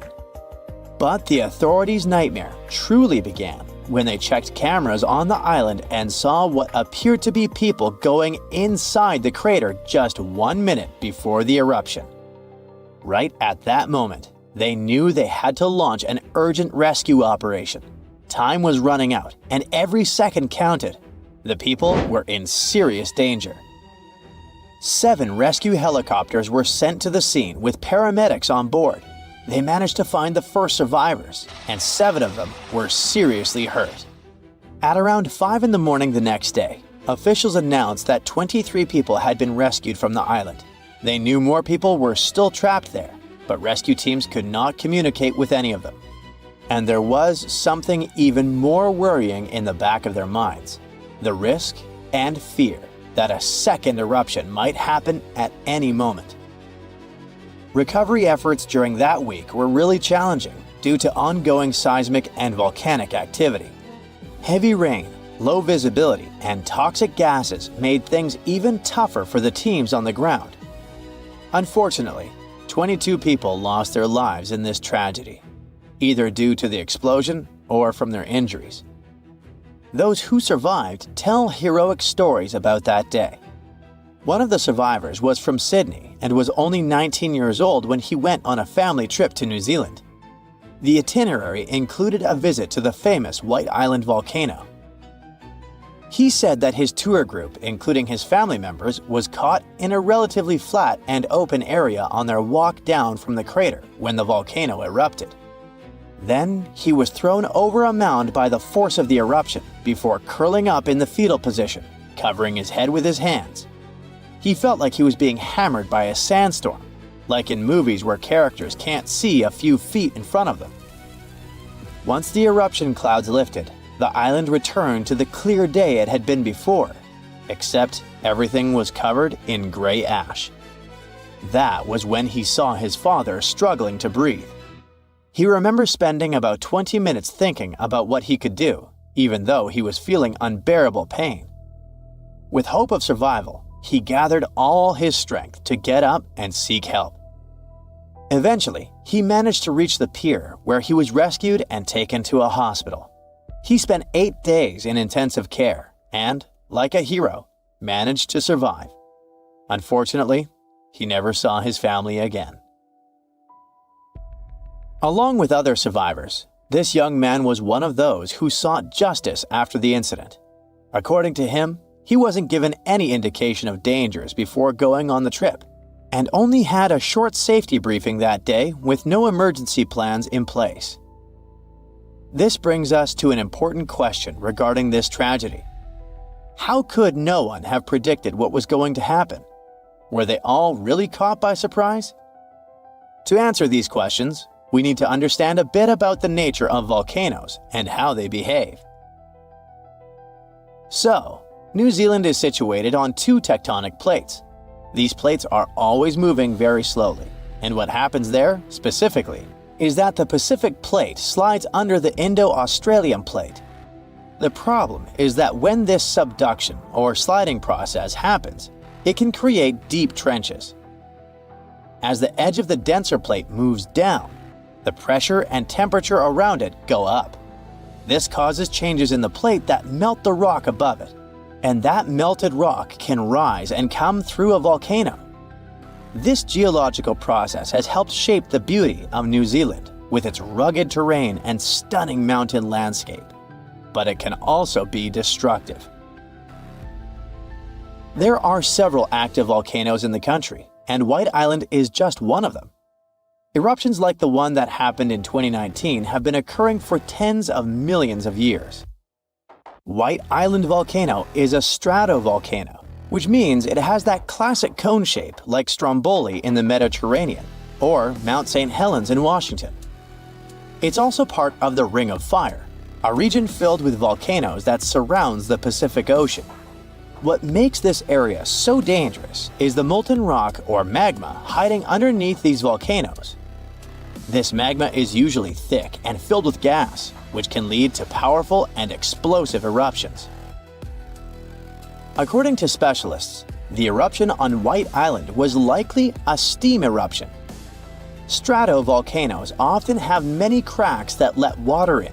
When this water meets hot magma, it turns into superheated steam that usually escapes through vents. If these vents get blocked, pressure builds up, which can lead to an explosive eruption that blasts steam, hot ash, and rock into the air. The thing with steam eruptions is that they're considered relatively small eruptions, but still fatal if you get too close. And it's precisely because they're small that they become very hard to predict. They can strike without warning, catching everyone off guard and turning a seemingly calm day into a life-threatening situation in an instant. So, about that day in 2019. Yep, the volcano really surprised the tourists and their guides, but we need to clarify one thing. About a month earlier, experts did notice an increase in toxic sulfur dioxide coming from the volcano. They raised the danger alert to level 2, which stands for moderate to heightened volcanic unrest. But what happened was that, back then, it was still pretty common for tour operators to keep running their tours, even with a level 2 alert. Unfortunately, the country learned the hard way that volcano tourism can be really dangerous, and White Island has been off limits since then. I mean, you can't get too close anymore, going there by boat or helicopter. But for those with a taste for adventure, scenic flights are still an option, allowing you to catch a glimpse of the volcano from a safe distance. Phew, you can finally send that last report for the day and breathe out. The weekend is around the corner, but just when you're about to hit send, you're alarmed by the low rumbling under your desk. Is it the light rail passing by? Unfortunately, that's not the case. It's a volcano speaking. What, here? In Arizona? That's right, the ground keeps shifting under Arizona, reminding us that Earth is alive. No panic though, let's arm ourselves with some context. 20 American states have extinct, active, and dormant, currently sleeping, volcanoes. Among such states, you can find California, New Mexico, Nevada, Utah, and Colorado. On the bright side, Arizona's volcanoes are dormant at the moment, but it doesn't mean they won't go off in the near or not so near future. Now, how about traveling to Arizona to check the traces of its active volcanic past? They dot the desert landscapes of this state like spots dot a Dalmatian. There are entire volcanic fields southwest of Phoenix, east of Douglas, near Flagstaff, north of Kingman, and near the Mexico border. The most worrying thing about these fields is that even though they're not active at the moment, eruptions in this region might happen every 1,000 years or so. Well, the time seems to be up. The last powerful and destructive volcanic eruption occurred around 1,000 years ago at the Sunset Crater. Oh, this place is worth paying more attention to. And we will, but a bit later. First, we have to talk about hotspots. No, not that place where you can surf the web. In our volcanic context, a hotspot is a place where insane amounts of heat melt the overlying crust, Earth's thin outer layer, and form volcanoes. This heat rises from the mantle, which is located between our planet's dense, superheated core and the crust. Want to see an example of this type of volcanism? Welcome to the Hawaiian Islands. The Big Island has its active volcanoes because, at the moment, it's situated on top of the Hawaiian hotspot. The older Hawaiian Islands were once there too, but later they drifted off towards the northwest. It happened because that's where the oceanic crust on top of which they sat, namely the Pacific Plate, moved. Now, look at the world's ocean basins. Yes, they're literally dotted with islands that sit on top of hotspots, like Hawaii, Iceland, Samoa, the Galapagos. Those are probably the most famous examples. But don't think that continents can't host hotspots. They can, but those are far less common. One of the most famous continental hotspots is, I bet you know it. Yep, the one beneath the Yellowstone caldera. By the way, the caldera is a vast volcanic crater, especially one formed as a result of a massive eruption that led to the collapse of the mouth of a volcano. The Yellowstone hotspot is basically the creator of Old Faithful and the rest of the hot springs and mud pots for which the national park is famous. Speaking of Old Faithful, let's make a small detour and pay more attention to this wonder of nature. It's one of the most well-known geysers in the world. People have been coming from all over the globe to see it for more than a century. The cool thing about this geyser is that the likes of it can only form under very specific conditions. That's why they're pretty rare. Magma under the surface superheats pockets of underground water. The pressure there keeps growing until it eventually pushes the water upward with immense strength. A certain volcanic rock with a high silica content lines the tunnel through which this water escapes. Basically, it creates a unique pipe that can withstand unbelievable pressure and heat created by the water erupting above the ground. Old Faithful was the very first named geyser in Yellowstone. If you come to visit it expecting the thing to erupt every hour on the hour, you're gonna be disappointed. On average, Old Faithful erupts every 91 minutes or so, which isn't that bad either. Plus, you can download a special app which will provide you with the approximate time of the next eruption. But be very careful while visiting and stay away from the site. The water erupting from the powerful geyser reaches 204 degrees Fahrenheit. The steam is even more scorching, up to 350 degrees Fahrenheit. It's hot enough to bake a cake. But let's get back to our volcanic hotspots. Scientists still don't clearly understand why there aren't many hotspot volcanoes on continental crust. One reason might be that the continental crust is much thicker than the oceanic crust, which is about 4 times as thick on average. Another reason could be that most of Earth's crust, about 2/3 of it, is oceanic. This means that there's less continental crust for hotspots to form under. Now, I bet those of you living in Arizona will appreciate the following info. We'll talk about a volcanic field right in the heart of this state, the San Francisco Volcanic Field. That's a massive area filled with over 600 volcanoes. Yes, they're mostly small, but it doesn't make them any less impressive. They're scattered across 1,800 square miles in northern Arizona, a giant territory. Interestingly, scientists are still debating about whether this volcanic field is actually sitting on top of a hotspot. But one thing they agree upon, the volcanoes in this area get younger as you move east. And this pattern matches up with the North American plate moving west over what could be a stationary hotspot beneath the surface of our planet. Cool, huh? The volcanic hullabaloo in that area started around 6 million years ago. So, in geological terms, it's relatively young. As for the most recent eruption, it happened less than 1,000 years ago. The Sunset Crater, which I mentioned before, the one near Flagstaff, is the most famous vent from that eruption. The Sinagua people had to leave their homes at Wupatki Pueblo because of the eruption. That site is now part of the Wupatki National Monument. There, you can see how people lived in this volcanic region many years ago.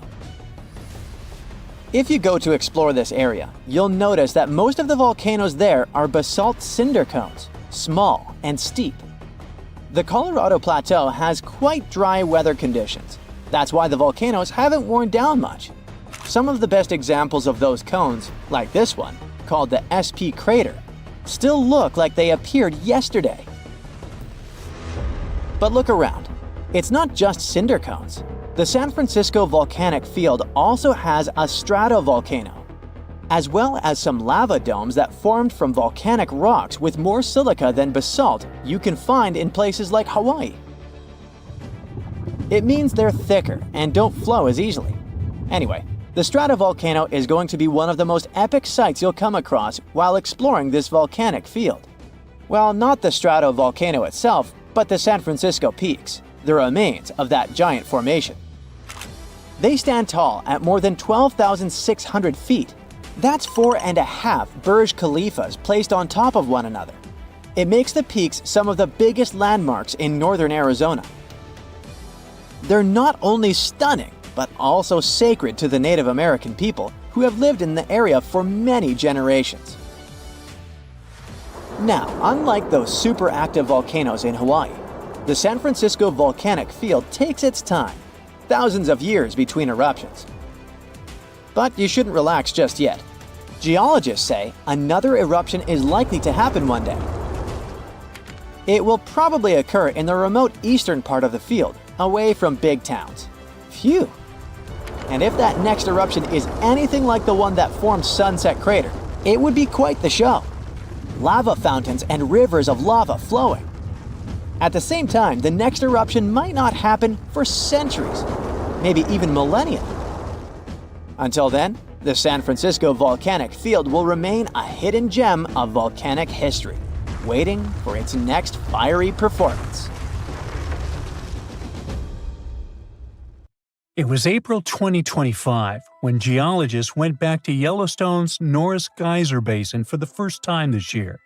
And while doing their usual check, they realized that something was different this time.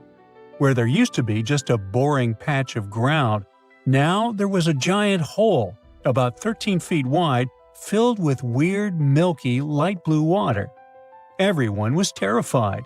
Was it the sign that the Yellowstone supervolcano was ready to erupt? If so, it would be a worldwide disaster, the kind that destroys cities. According to the U.S. Geological Survey, if such an eruption occurred, the after effects would be felt all over the world. To start, the areas immediately surrounding Yellowstone would experience pyroclastic flows. That's the lava that erupts out of a volcano, including a high-density mix of volcanic gas, ash, pumice, and hot lava blocks. Those flows would destroy everything they touch, and an eruption of Yellowstone would send them into Wyoming, Idaho, and Montana. Areas further away from Yellowstone would escape the flows, but they would experience falling ash. It would come down heavily in the states closest to the epicenter. The ash would be especially dangerous for anyone breathing it in. The weight of the ash would also pose a serious threat.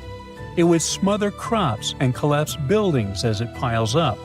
Tragic consequences would be countless, but we'll talk about them later, because soon after the discovery, the weird pit surprised even experts. Geologists found rocks scattered everywhere. Some were about a foot across, and all of them were dusted with gray mud. This mud matched the walls of the new spring. It was like the place had simply exploded, but nobody had actually seen it happen. The team checked old satellite images to figure out when it appeared. In December 2024, the ground was totally normal.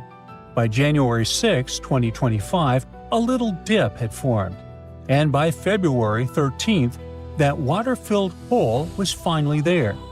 But the weird thing was that the sensors that usually pick up major hydrothermal explosions didn't detect anything.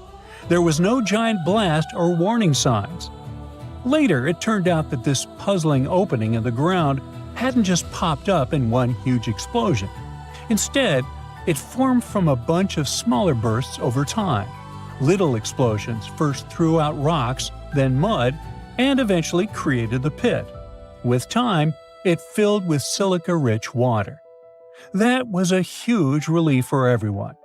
Yellowstone sits on a supervolcano, and its big explosions are a nightmare scenario. Luckily, this time, it was just a slow-building, small-scale explosion. It was dramatic, sure, but totally manageable. You see, Yellowstone National Park is full of geysers, hot springs, and all kinds of natural landscapes. But under the surface, things get incredibly intense, all because of the supervolcano. Now, supervolcanoes are often extremely large. They often have no cone at all, since they're typically the remains of gigantic magma chambers. Once, those chambers flared up, leaving behind a caldera. They're usually located over hotspots. It's no surprise that supervolcanoes can produce super eruptions, and when they do it, they blow more than 240 cubic miles of ash, molten rock, and hot gases up into the air. In other words, 4 super eruptions could fill the Grand Canyon to the brim.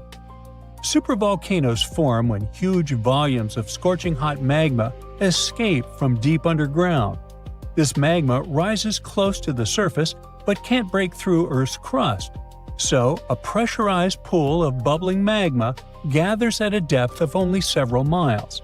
The pressure keeps growing because more and more magma is trying to get to the surface. And then, bang, a super eruption occurs.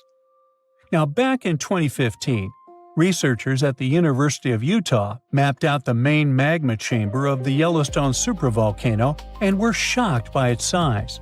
And then, they found another one below it. Together, these underground magma pools could hold enough molten rock to fill the Grand Canyon 11 times. All that magma pushes up on the ground above, which is why Yellowstone rises about an inch or two every year. That slow lift might not sound like much, but combine it with the fact that Yellowstone is still an active volcano and has a volcanic explosivity index of 8, and it's enough to make you wonder what could happen if things went south. And yes, Yellowstone has indeed been a bit jumpy in recent years. In March 2023, there were 354 earthquakes in the area. Most were tiny, but the biggest hit a magnitude 3.7, part of a swarm of 106 quakes. Now, before you freak out, experts from the Yellowstone Volcano Observatory say there's no need to panic. No eruption is coming anytime soon. Volcanoes don't stick to a schedule. Just because Yellowstone hasn't erupted in a long time doesn't mean it's about to blow. The park is stable for now, but scientists are keeping a close eye on everything underground, the quakes, the rising ground, and even temperature changes, just to be safe. The superhot plume of magma, a hotspot under Yellowstone, has been churning for 17 million years. The Earth's crust slowly moved over it, making the hotspot leave a trail of volcanoes stretching more than 450 miles along the Snake River Plain. Most of those ancient ones are now buried under layers of lava and sediment. In just the past 2.1 million years, Yellowstone has unleashed 3 cataclysmic eruptions, so massive they managed to reshape the land. Each explosion sent pyroclastic flows, rivers of searing hot rock, ash, and pumice racing outward for miles. The debris piled up in layers hundreds of feet thick, some forming solid lava-like rock. When those eruptions emptied the underground magma chambers, the roof collapsed, forming the massive calderas we see today. Even after those mega eruptions, Yellowstone didn't stop. Between 180,000 and 70,000 years ago, enormous rhyolite lava flows, sometimes over 144 cubic miles, poured out. Some flows followed north-south vent lines. The West Yellowstone flow erupted around 110,000 years ago. The Nez Perez Creek flow followed 160,000 years ago.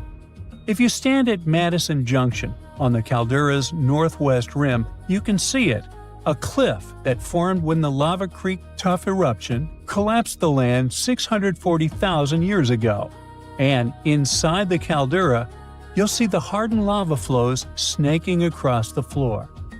Figuring out when a supervolcano might blow is like being able to read nature's warning signals. Thousands of years before a massive eruption, the heat underground starts building, and the magma chambers become like ticking pressure cookers. Little signs start showing up. Gas bubbles escape as the pressure shifts, and earthquakes shake the ground.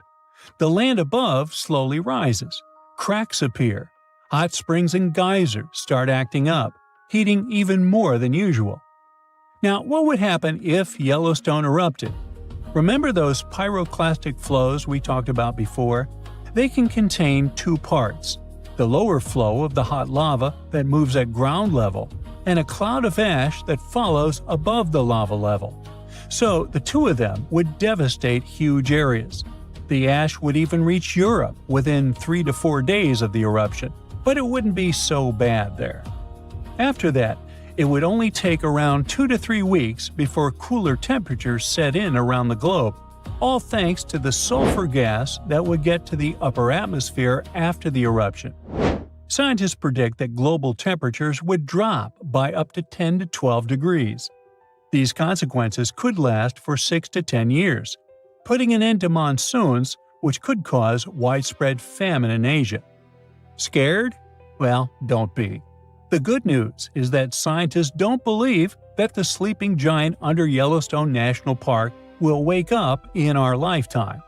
Experts say the next Yellowstone eruption won't likely happen for hundreds of thousands of years. And even then, it may not be that bad, because scientists have discovered that the magma lurking within Yellowstone is actually split up amongst 4 different chambers. Not only that, but some of the reservoirs of magma are likely to cool down and solidify, lessening the chances of an eruption. So, while an eruption does sound like it would change the landscape of the world, it's very unlikely to happen anytime soon. The last time this volcano erupted was about 500 years ago, but recently, small tremors have grown really frequent, to such an extent that scientists have been recording more than 1,000 a month. I'm talking about the Campi Flegrei supervolcano in Italy.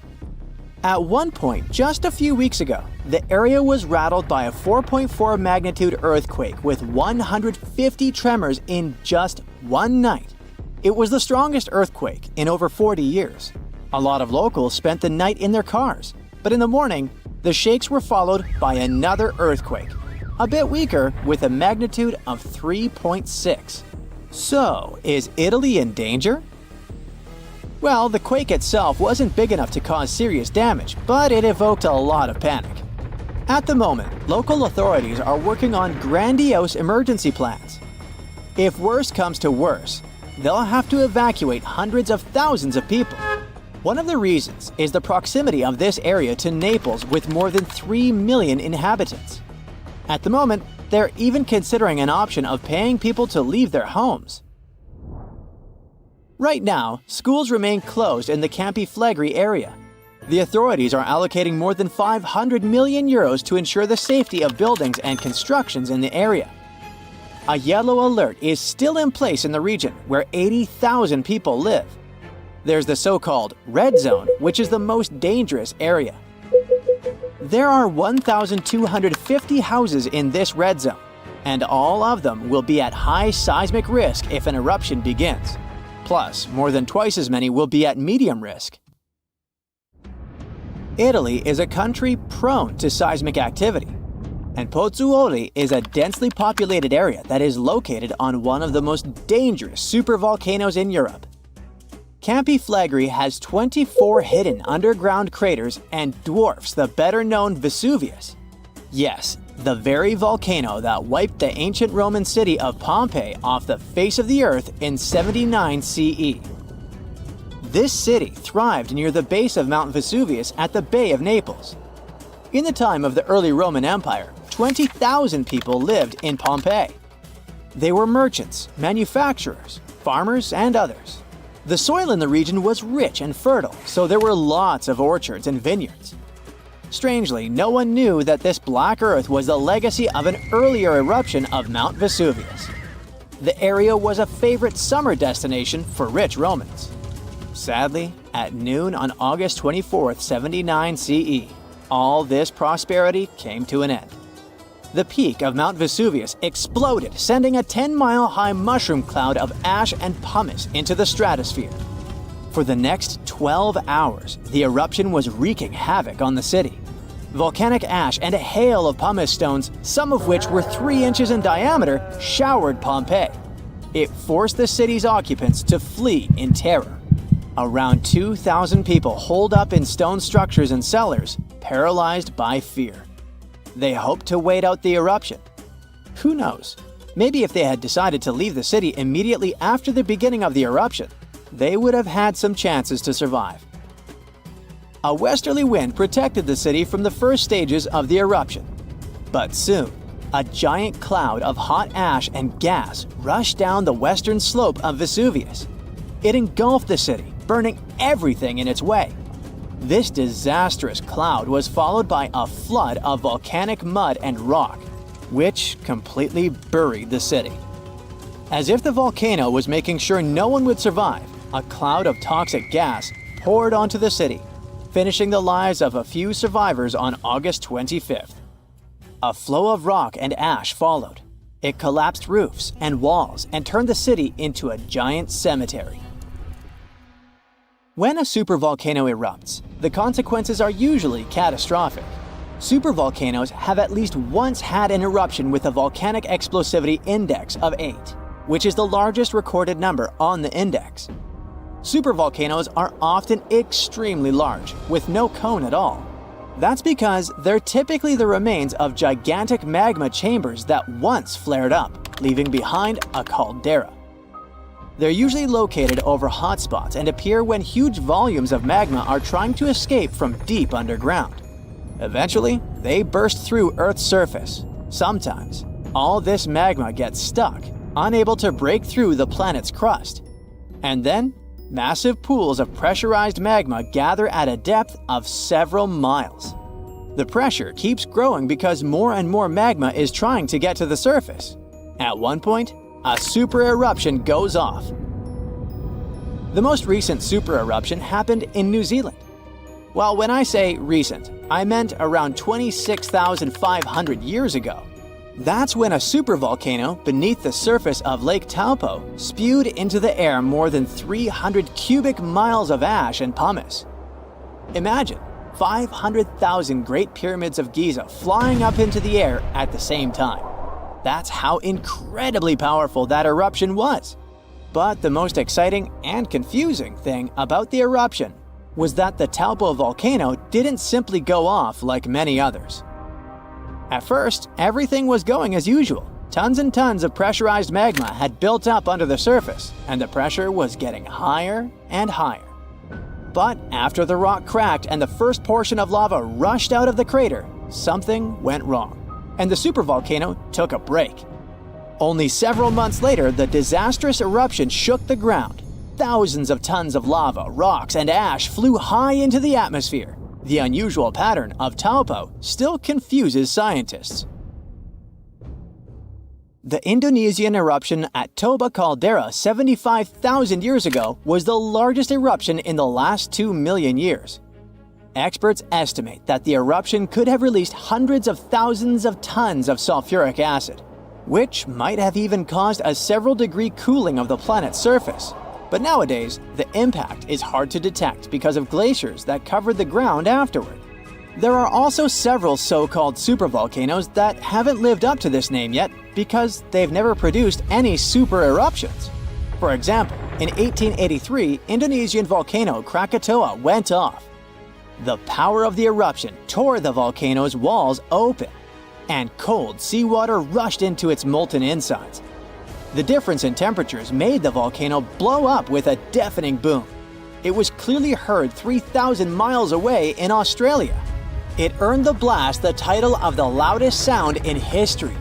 But even though the consequences of this event were truly catastrophic, it still turned out not powerful enough to be called a super eruption. It only had a volcanic explosivity index of 6. Then, there's also Mauna Loa. It's a shield volcano, which means it won't produce explosive eruptions, but its sheer size makes this monster of a volcano extremely dangerous. At the moment, the volcano seems to be at peace with its surroundings. Research equipment doesn't show any signs of activity on Mauna Loa, but if Mauna Loa did suddenly erupt, lava flows could reach the ocean and the most populated and touristy places like Captain Cook very fast, in a matter of hours. The last time the volcano erupted, lava got as far as the outskirts of Hilo on the other side of the island. That's where the University of Hawaii is located. Luckily, people had a few weeks' warning to get ready for the disaster. Over its recorded history, Mauna Loa has been erupting pretty regularly, almost every 6 years. On the bright side, big island volcanoes including Mauna Loa aren't really very volatile. That's because they're shield volcanoes. These volcanoes got such a name because they aren't really very high and resemble a warrior's shield placed flat on the ground. Shield volcanoes are formed by very fluid lava. It travels way farther and forms much thinner flows than the lava erupted from a stratovolcano, which is conically shaped and tall, like the infamous Krakatoa in Indonesia. So, if Mauna Loa erupts, there probably won't be ash clouds or tons of debris. The most dangerous thing will be lava. Since Mauna Loa is a shield volcano, its lava is extremely fluid and voluminous, which allows it to flow far and fast.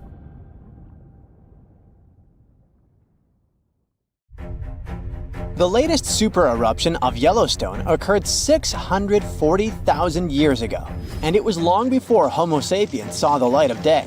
But we were around during another, no less devastating natural disaster. This super eruption took place on the island of Sumatra around 74,000 years ago. That's when an erupting supervolcano wreaked havoc on huge territories, sending up plumes of debris and ash that spread for thousands of miles and caused temperatures on the planet to plummet. The effects of this super eruption were visible as far away as southern Africa. Experts believe they could have impacted early humans there. By the time the volcano erupted, our ancestors had already been using stone tools and had likely known how to produce yarn. And some specialists even think that the Toba super eruption was so powerful it could push our ancestors to the brink of extinction. They claim that Toba might be the largest volcanic eruption to occur on Earth within the last 2 million years.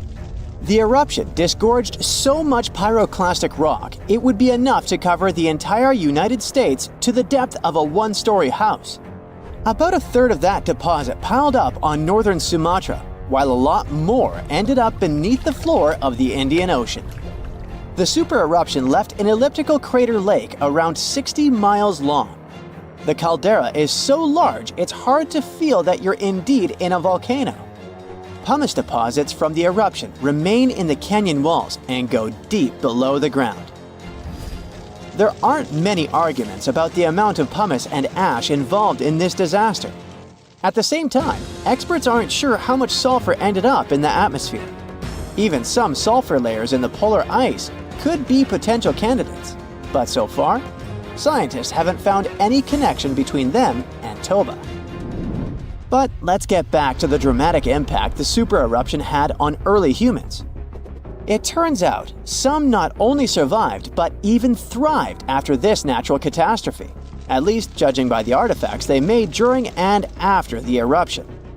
The disaster might not have posed a serious threat to those of our ancestors who took refuge along the coast. Genetic evidence hints that modern humans descend from a few thousand people that ventured out of Africa around 60,000 years ago. Why just a few thousand? According to some experts, the rest of our ancestors could have been devastated by the Toba eruption. After all, the supervolcano spewed out 1,000 cubic miles of dust and rock in a flash, leaving a scar in the ground that was dozens of miles wide. All that dust and sulfur Toba sent into the atmosphere potentially cooled the surface of our planet, which led to the appearance of glaciers and the lowering of Earth's sea levels. And since Toba might have had an important role in shaping humankind, scientists have been working hard trying to understand precisely how early humans reacted to this disaster. In 2011, several researchers found an enigmatic soil sample in South Africa's Pinnacle Point, an archaeological site overlooking the Indian Ocean. This sample contained some volcanic ash. After examining the layer, they found more than 400,000 artifacts left by early humans. Those ranged from heat-treated stone tools to signs of fire and animal bones. Based on this finding, the team suggested that early humans on the South African coast thrived after the eruption, living in that area for thousands of years and improving their tools. The region might have served as a refuge during and after the Toba eruption. A 2009 study suggested that the eruption could have lowered global temperatures by 14 degrees Fahrenheit. It would have made survival tough elsewhere in Africa. If there had been a volcanic winter, it wouldn't have been as cold along the coastline. On the other hand, newer studies claim that Toba spewed out so much sulfur into the atmosphere that the resulting aerosols could have stuck together, which would have limited their cooling effect in the long term. In other words, right after the eruption, temperatures would have plummeted, but only in some regions. And after 3 years or so, the effects of the eruptions would have calmed down altogether, becoming not dangerous to humans. Well, apparently, more research is needed. Meanwhile, let's figure out if we should watch out for any volcanoes these days. Last year, thousands of small earthquakes shook the ground near Iceland's Svartsengi geothermal power plant. Magma rose to the surface there, and now it has opened wide fractures slicing through the small town of Grindavik. The ground there is still swelling, and an eruption might happen with little notice. But of course, that's not all. Over the planet, 45 other volcanoes keep rumbling. For example, Italy's Vesuvius, that infamous thing that finished the city of Pompeii in 79 CE. Over the last 17,000 years, the volcano has experienced 8 explosive eruptions, followed by powerful pyroclastic flows, dense masses of super hot ash, lava fragments, and gases flowing at high speeds. The volcano's last eruption happened in 1944. Mount Rainier is one of the most dangerous volcanoes in the USA. Its high elevation, chemical composition, and proximity to Washington's Seattle and Tacoma suburbs, and the volcano's ability to produce massive pyroclastic flows make Mount Rainier a threat to consider. The heat from this volcano could potentially melt the ice and snow covering it, leading to rapid downstream flows of debris, mud, and rocks. The Novarupta volcano in Alaska's Katmai National Park and Reserve formed in a 1912 eruption, which was the world's largest in the 20th century. The volcano sent almost 7 cubic miles of ash and debris into the air. It also produced such a powerful ash flow that it created the Valley of 10,000 Smokes. Mount Pinatubo is located in a populated region in the Philippines. It became notorious after a 1991 massive eruption, which was the second largest eruption of the 20th century. More than 700 people lost their lives during that natural disaster. Today, more than 21 million people live within 62 miles of Pinatubo. Mount Agung, a continuously erupting volcano in Indonesia, had its last major eruption in 1963. It was one of the most tragic eruptions in the country's history. It lasted for 11 months, producing ashfall and pyroclastic flows that led to the loss of more than 1,000 lives and serious property damage. People saw ash plumes above the volcano throughout 2018, following the eruption in November 2017. Japan's Mount Fuji hasn't erupted since 1707. That year, a massive earthquake likely set it off. In 2014, experts warned that Fuji could be at risk of another eruption following the 9-magnitude earthquake that shook Japan in 2011. Experts believed the earthquake had raised pressure below Fuji. The eruption in 1707 sent so much ash and debris into the air that all this mass even reached Tokyo. Should Fuji erupt again, it would affect more than 25 million people in the surrounding areas. The eruption of Washington's Mount St. Helens in 1980 was one of the most destructive volcanic events in U.S. history. 57 people, as well as thousands of animals, lost their lives during that natural disaster. The eruption also destroyed around 200 square miles of forest. Experts think that Mount St. Helens' history of massive eruptions means that future catastrophes are bound to happen. The next explosive eruption might send large amounts of ash all over the Pacific Northwest. No wonder the volcano is under close monitoring. One of Indonesia's most active volcanoes, Mount Merapi, has been erupting for centuries. NASA claims that the biggest risk of this volcano is pyroclastic flows, which can spread over vast areas and harm loads of people. For the last time, Merapi erupted in January 2024, sending plumes of smoke into the air. These days, more than 24 million people live in the area surrounding this volcano. So this huge volcano, everyone thought to be extinct, woke up and spat out a black ash cloud 50 miles high. That's about 9 times as tall as Mount Everest. Located in what is now Indonesia, the powerful Krakatoa had caused huge tsunamis that rocked over ships as far away as South Africa. It also changed the temperatures around the world for several years. The volcanic island of Krakatoa in the Sunda Strait was likely born thanks to another major eruption several centuries ago. It hadn't erupted for at least 200 years before 1883. So the first tremors and blasts in May of that year came as a total shock to people living nearby. Then ships sailing through the busy water passage started reporting clouds of ash above the volcano. It went quiet again for a while, but they could still see ash above it. The eruption culminated at the end of August. It was so powerful that it shattered the island into fragments. Witnesses heard the sound produced by it in Australia, around 3,000 miles away. They described the noise as the roar of heavy cannons. Some say it was the loudest sound ever heard.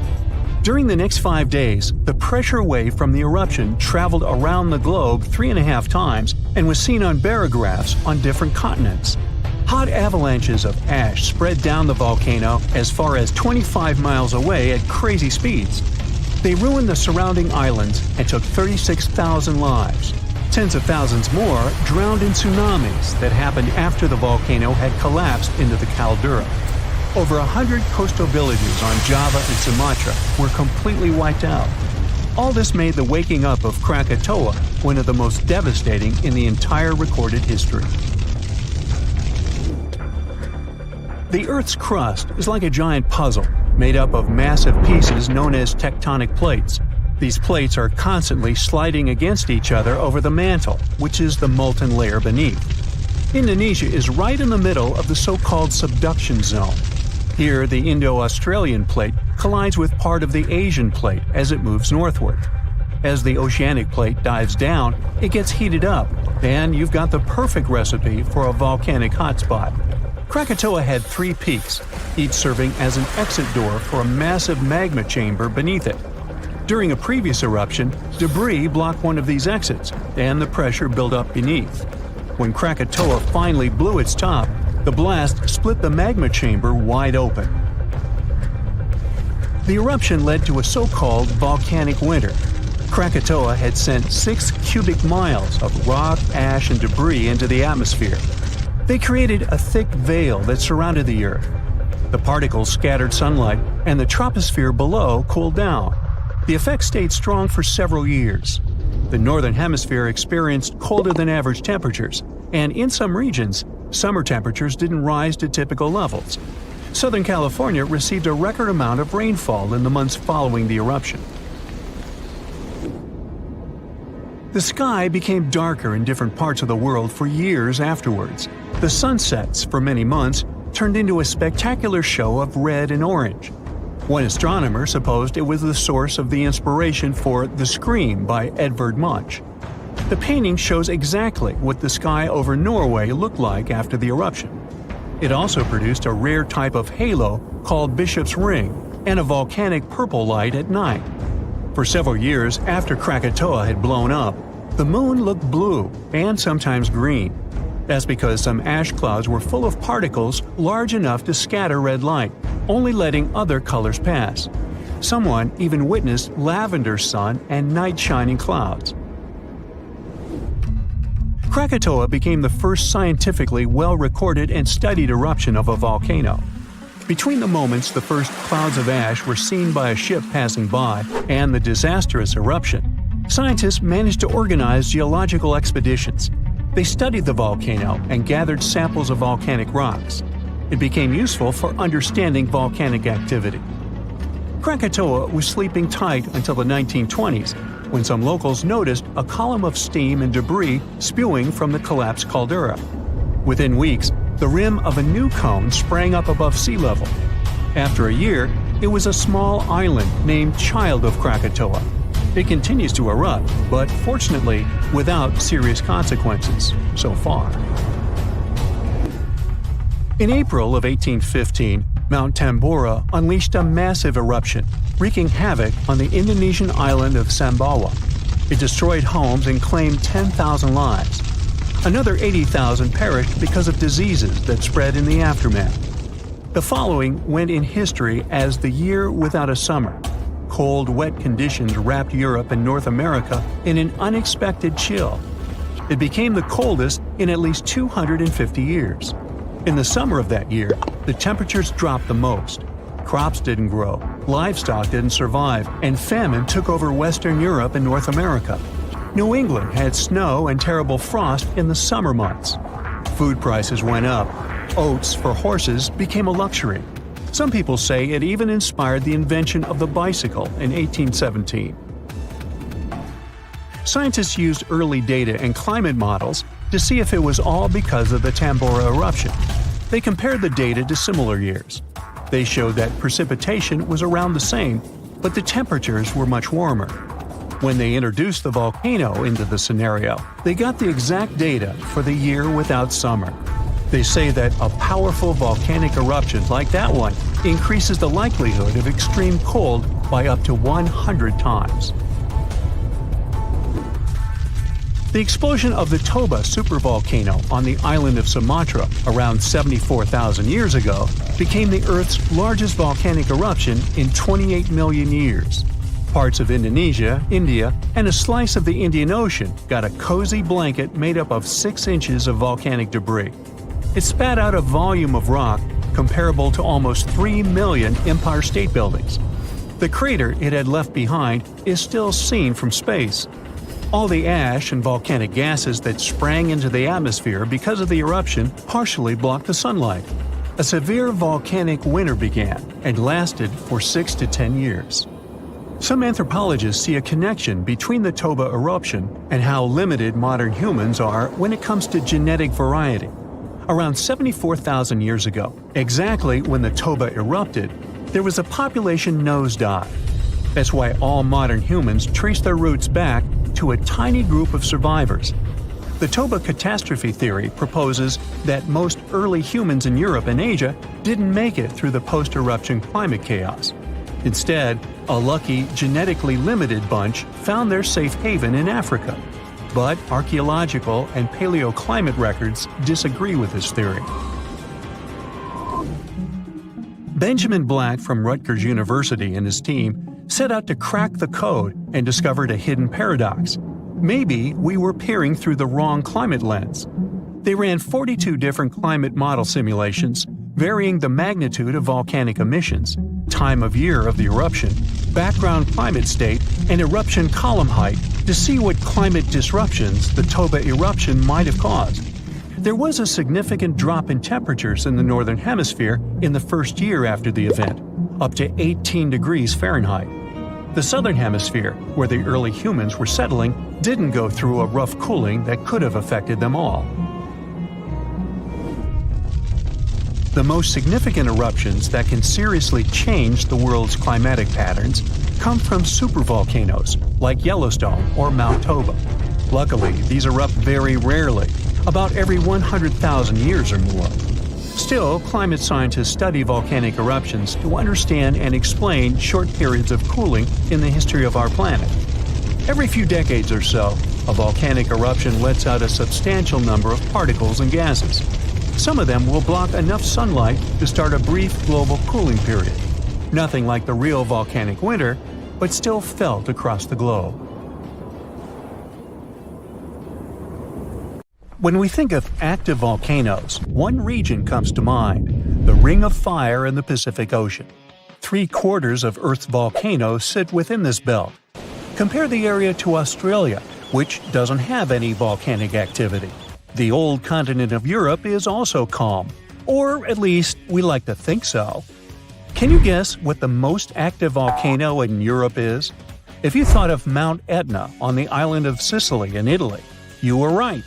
The volcano has erupted about 200 times and has been far from sleeping in recent decades. The last time this happened was in August 2023. The highest mountain in the Mediterranean is 500 million years old. But in Iceland, there is a much younger volcano. It sprang into action on the 10th of July 2023. In the afternoon, 3 fissures appeared in the ground on a peninsula in the southwest of the island. This was at a base of a small mountain peak. Its name means Little Ram in the local language. The volcano spewed molten lava high into the air. There were also gas plumes in the area. But the scientific community wasn't surprised by the event. They already knew about the volcanic area that stretches between the cities of Reykjavik and Keflavik. Its name is hard to pronounce. Hey, I want to buy a vowel. It had already erupted during the previous 2 summers. This activity came after 8 centuries of dormancy. In the days leading up to the latest eruption, seismologists, the scientists who study earthquakes, recorded over 12,000 tremors. When the ground opened up in July, the fissures were over 1.5 miles long. The following morning, 2 of them closed. All the lava was now coming out of the last fissure. It grew into an elongated cone, the simplest shape of volcano we are all familiar with. The lava soon filled a large crater. It grew almost 100 feet tall during the first week, and it is still growing. On the night when the eruption started, lava spread out in all directions. Its cinders set ablaze the dry moss in the vicinity. Local authorities closed off the surrounding area. There were toxic gases from the volcanoes and smoke from the burning moss. Firefighters flocked to the area. After a week, they proclaimed the area safe. Visitors soon came to witness the birth of Europe's youngest volcano. This form of tourism is quite developed in Iceland. People come from all over the world to watch active volcanoes. The land of fire and ice is home to more than 130 volcanoes. Some 30 of them are active. Now, I know what you're thinking right now. Is volcano tourism safe? In Iceland, it is. The country's authorities research and constantly monitor all of the hotspots. The island is dotted with several dozen seismic stations. These help researchers accurately predict future eruptions, and emergency services are accustomed to these sorts of events. They can quickly cordon off danger zones. This is what happened in 2010. A volcano in the south of the island, the name of which everyone struggled to pronounce, erupted. It spewed out a plume of steam and ash that was 7 miles high. This wasn't a fun time to be an air traveler.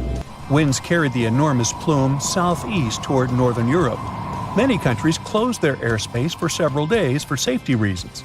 The volcano erupted in March, but the Earth was shaking from January the same year, so seismologists knew that an eruption was approaching. When it comes to the continent's youngest volcano, the tourist infrastructure is already there. Visitors can leave their cars at a designated parking lot. Then they go on a 5-hour-long trek. This leads to a viewing deck. Tourists are so close to the epicenter that they can feel the heat haze from the crater. The sight is the most impressive at nighttime. Safety is never a concern. Scientists regularly chart out hazard maps that outline the borders of lava fields. This way, visitors who stick by the rules are never in harm's way. More than a week after the eruption started, a section of the crater collapsed. Lava flowed downhill west of the volcano. This majestic smoldering hot river is slow-moving lava. Scientists categorize it as an AA type. The term is Hawaiian.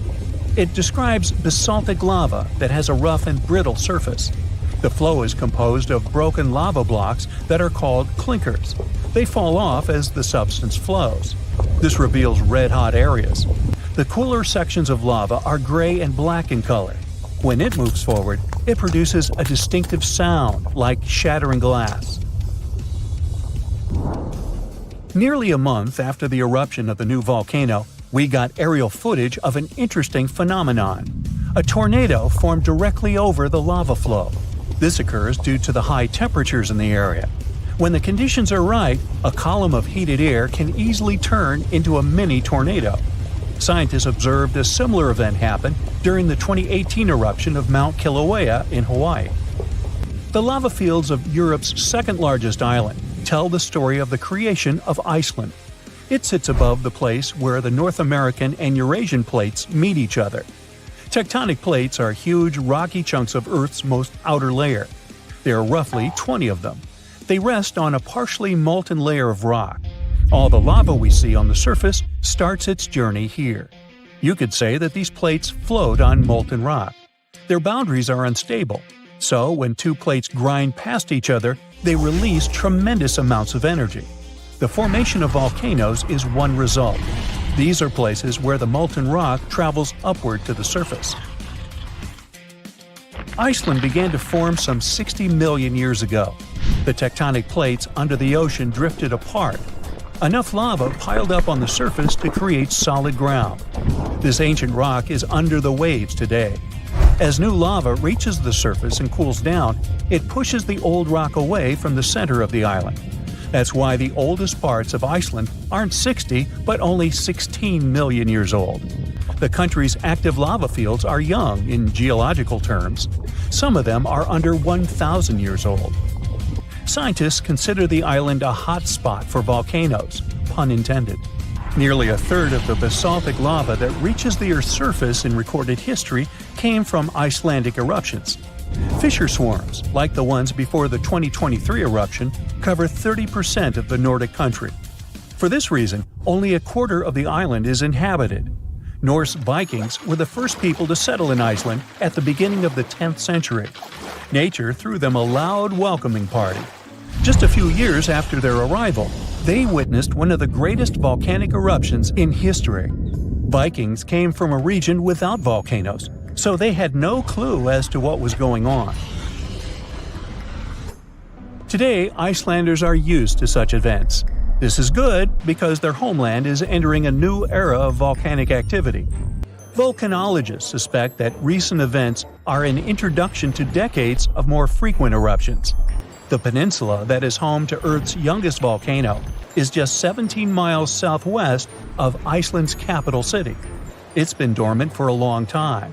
Present-day eruptions there are a reminder that the natural processes that created Iceland are still ongoing. Recently, scientists discovered that there's a historical link between volcanic eruptions in the north of Europe and glaciers. Our planet went through at least 5 major ice ages. These were exceptionally lengthy periods when the average temperature on Earth dropped. The result was the expansion of ice sheets across northern Europe and North America. The last ice age ended some 10,000 years ago. Researchers are still trying to fully understand how these glacial periods affected volcanic activity. They suspect that the sheer weight of all that ice disrupts the flow of magma underground. When glaciers retreat, the pressure is lifted. This makes it easier for lava to flow upward to the surface where it bursts.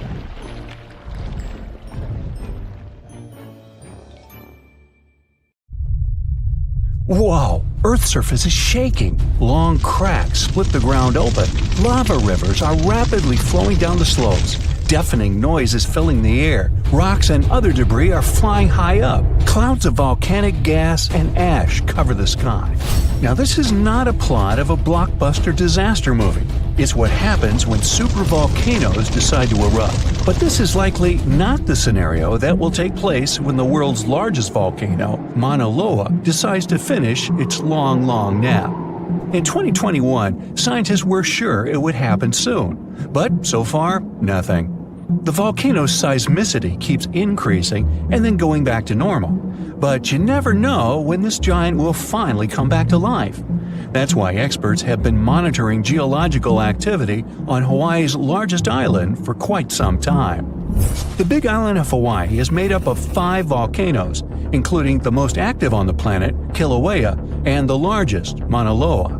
This gigantic thing makes up almost half the landmass of the island.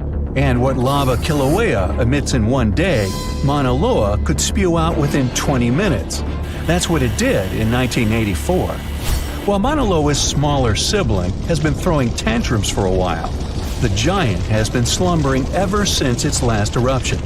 But very recently, the Hawaii Volcano Observatory has recorded more than 200 mini-earthquakes below Mauna Loa.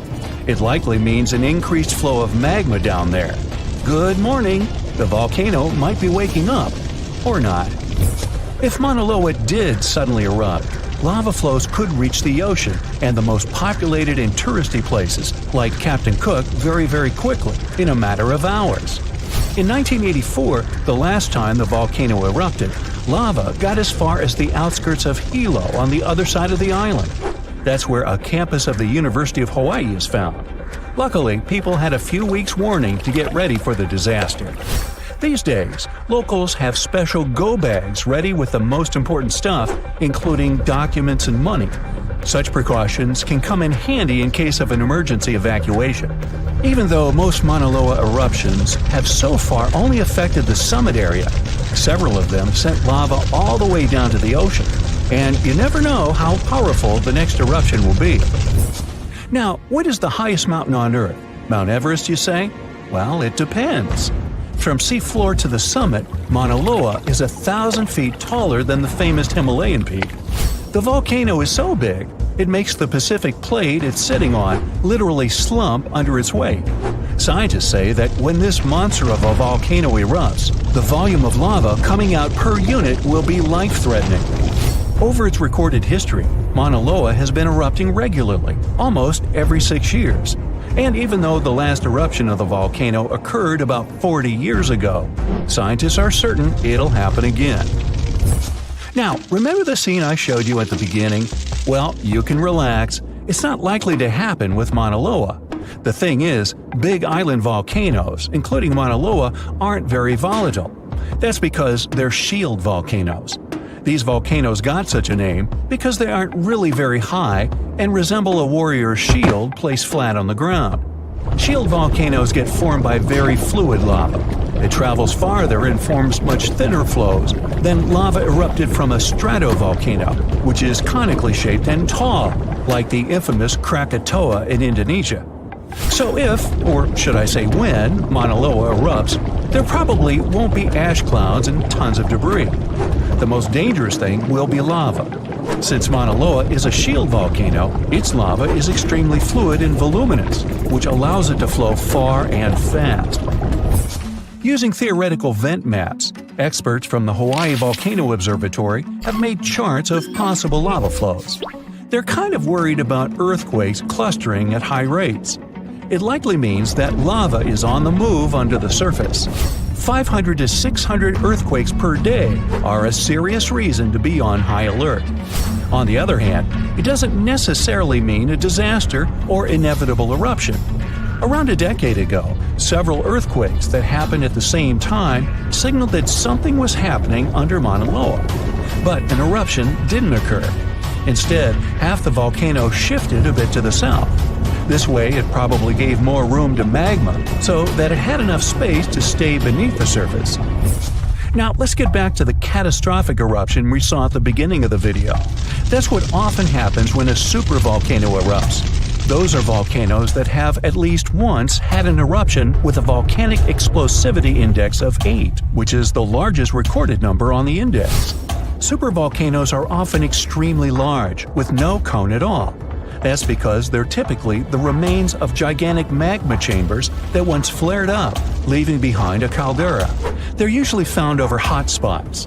Supervolcanoes can produce super eruptions, and when they do, they blow more than 240 cubic miles of ash, molten rock, and hot gases up into the air. In other words, 4 super eruptions could fill the Grand Canyon to the brim. Supervolcanoes get formed when gigantic volumes of scorching hot magma are trying to escape from deep underground. This magma rises close to the surface but can't break through Earth's crust. That's why a huge pressurized pool of bubbling magma gathers at a depth of only several miles. The pressure keeps growing because more magma is trying to get to the surface until, bam, a super eruption occurs. The most recent super eruption happened in New Zealand. Well, when I say recent, I mean around 26,500 years ago. Nah, I wasn't around then. That's when a supervolcano beneath the surface of Lake Tahoe spewed into the air more than 300 cubic miles of ash and pumice. Imagine 500,000 Great Pyramids of Giza flying up at the same time. That's how incredibly powerful that eruption was. But the most exciting and confusing thing about the eruption was that the Tahoe volcano simply didn't go off like many others. At first, everything was going as usual. More than 200 square miles of magma had built up under the surface, and the pressure was getting higher and higher. But after the rock cracked and the first part of lava rushed out of the crater, something went wrong, and the supervolcano took a break.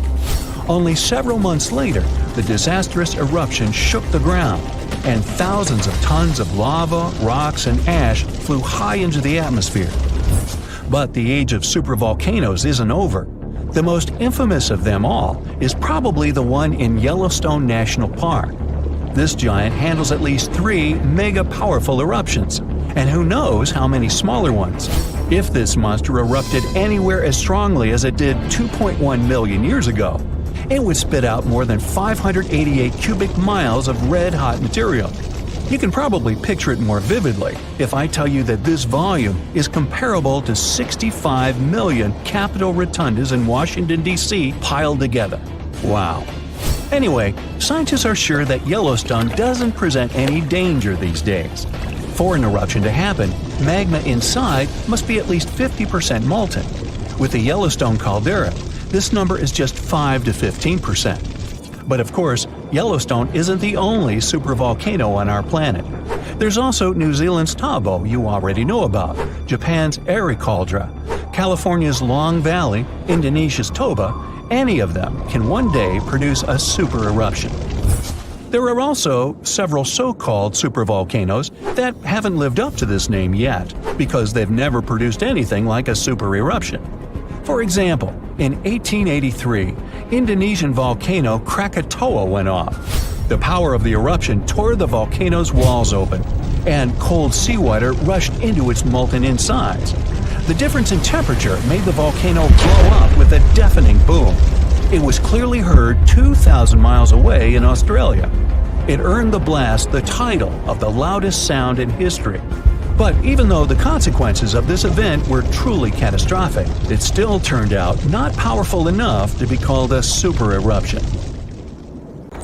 It happened in Iceland on Friday, March 19, 2021 at 8:45 p.m. About 20 miles southwest of the capital.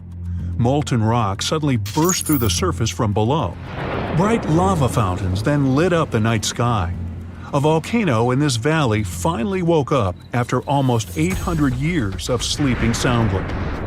We divide volcanoes into three categories: active, dormant, or extinct. Around 1,900 of them around the globe are considered active. That means they've erupted in the recent past and will likely do it again in the possible near future. Dormant volcanoes haven't popped off for a long time, but they still may in the future. You could say they're sort of sleeping. As for extinct ones, those guys haven't done anything in more than 1 million years. The eruption in Iceland wasn't super explosive, and this all happened 6 miles from the nearest town, so everyone was perfectly safe. Many even came to see it up close, while other brave visitors tried to fry eggs and bacon on the lava. Just be careful not to burn your breakfast black. Lava can be over 2,000 degrees Fahrenheit. It burns everything in its path. Yet it also produces some of the most fertile land for agriculture. This eruption gave a relatively small amount of lava at first, but it's been spreading across the valley in different directions, forming a sort of shield that's constantly growing.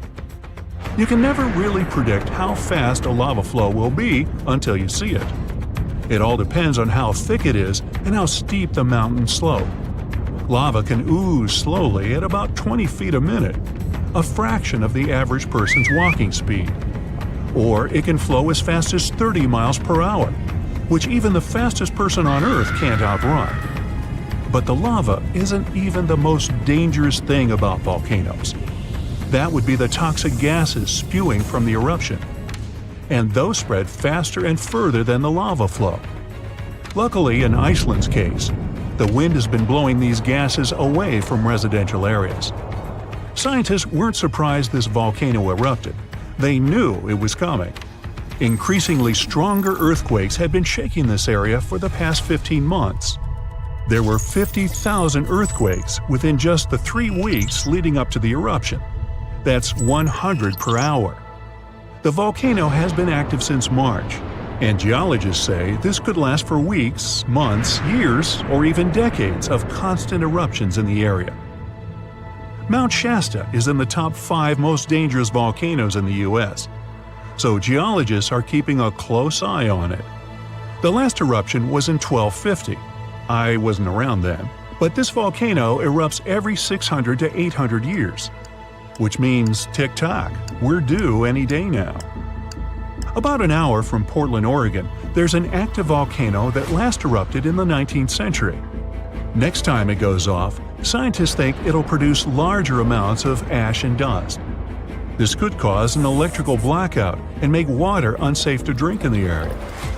But the experts pay close attention to Mount Hood.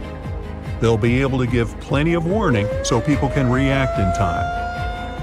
Kilauea is one of the most active volcanoes in the world.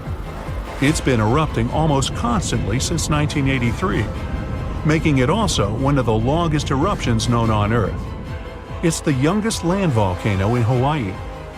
Volcanoes can take thousands of years to form, but others can pop up practically overnight. A volcano in Mexico just erupted in an open field in 1943 and started growing from there. Within a year, it was almost 1,500 feet tall. When the eruptions finally stopped 9 years later, the mount had reached a height of over 9,200 feet. Mount Fuji is an iconic symbol of Japan.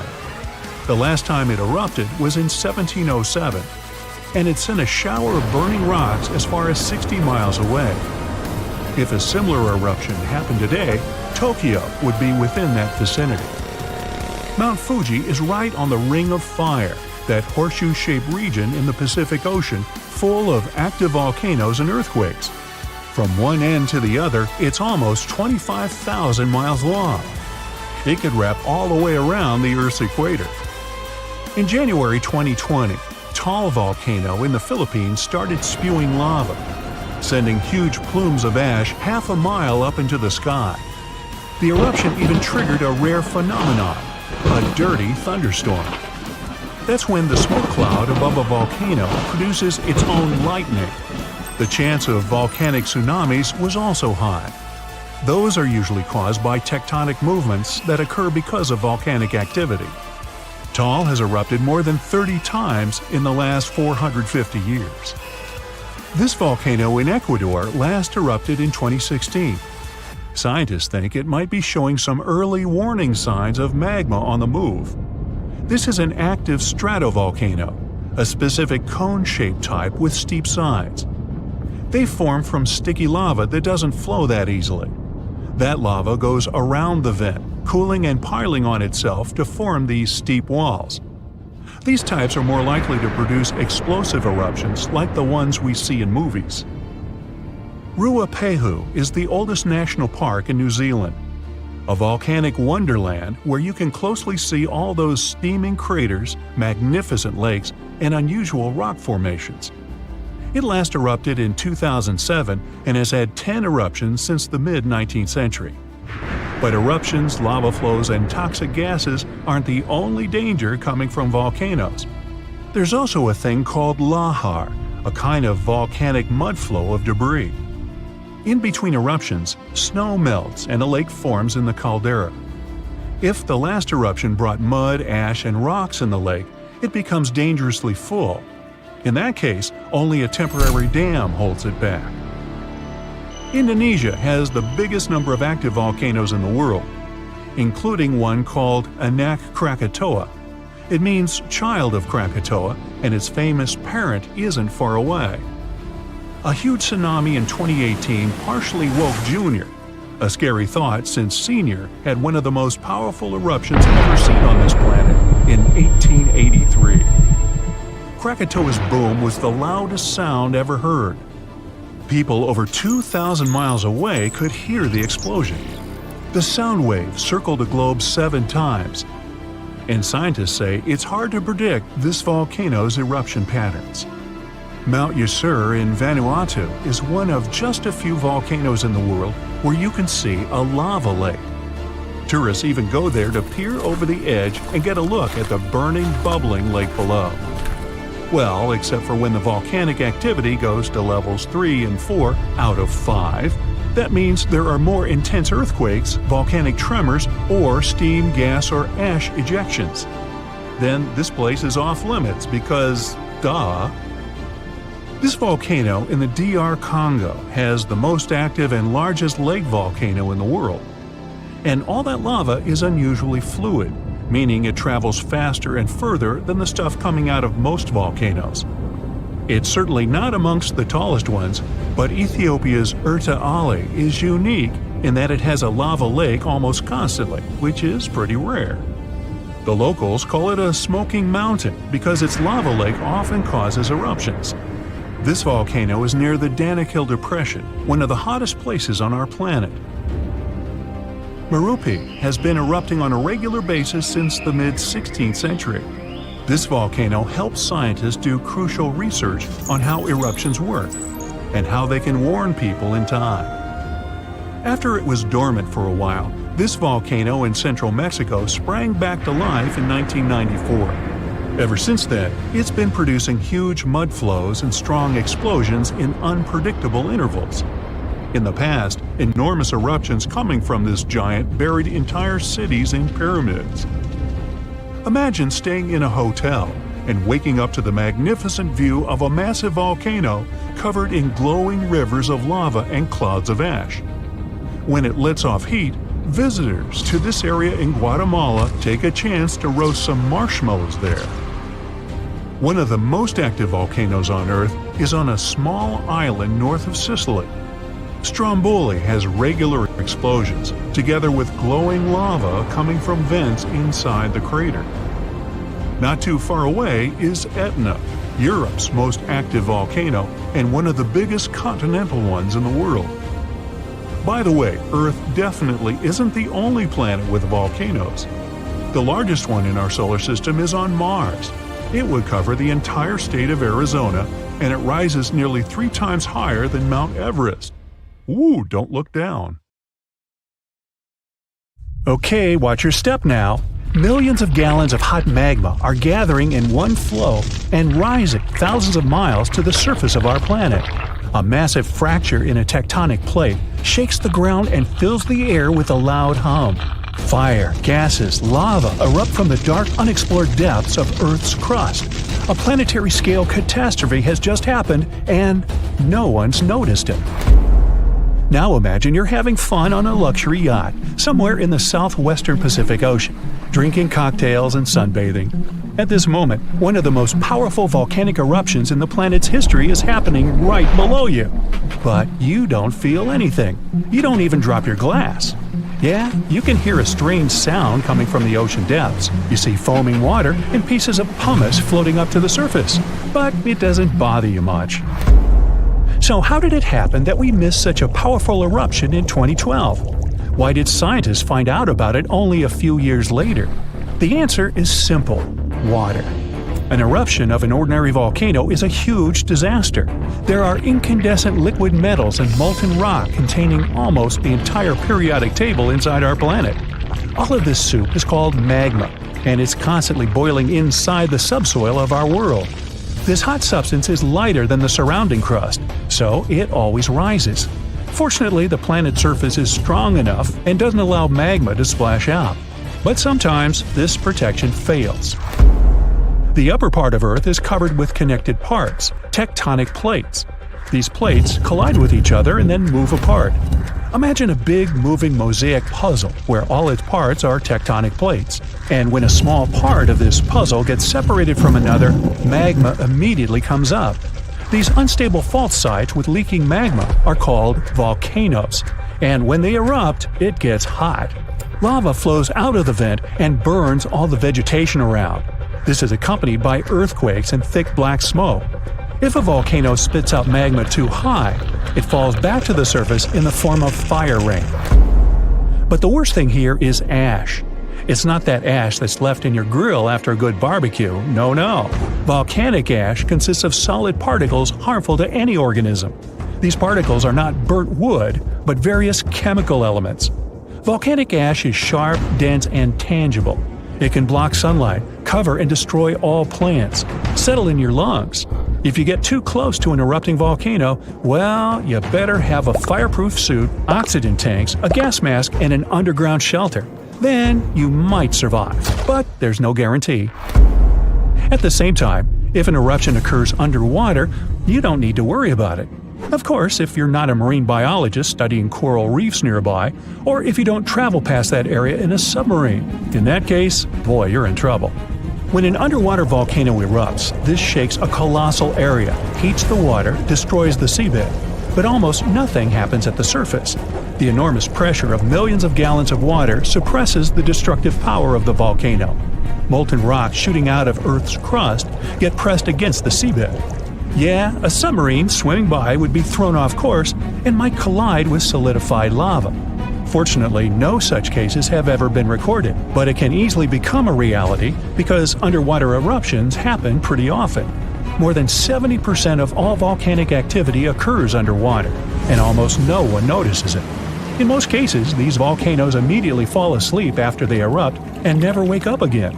But in 2012, something happened, and scientists couldn't ignore it. Big pieces of pumice, the size of a van, began floating up in the southeastern Pacific Ocean. These rocks covered about 154 square miles. There were thousands of them.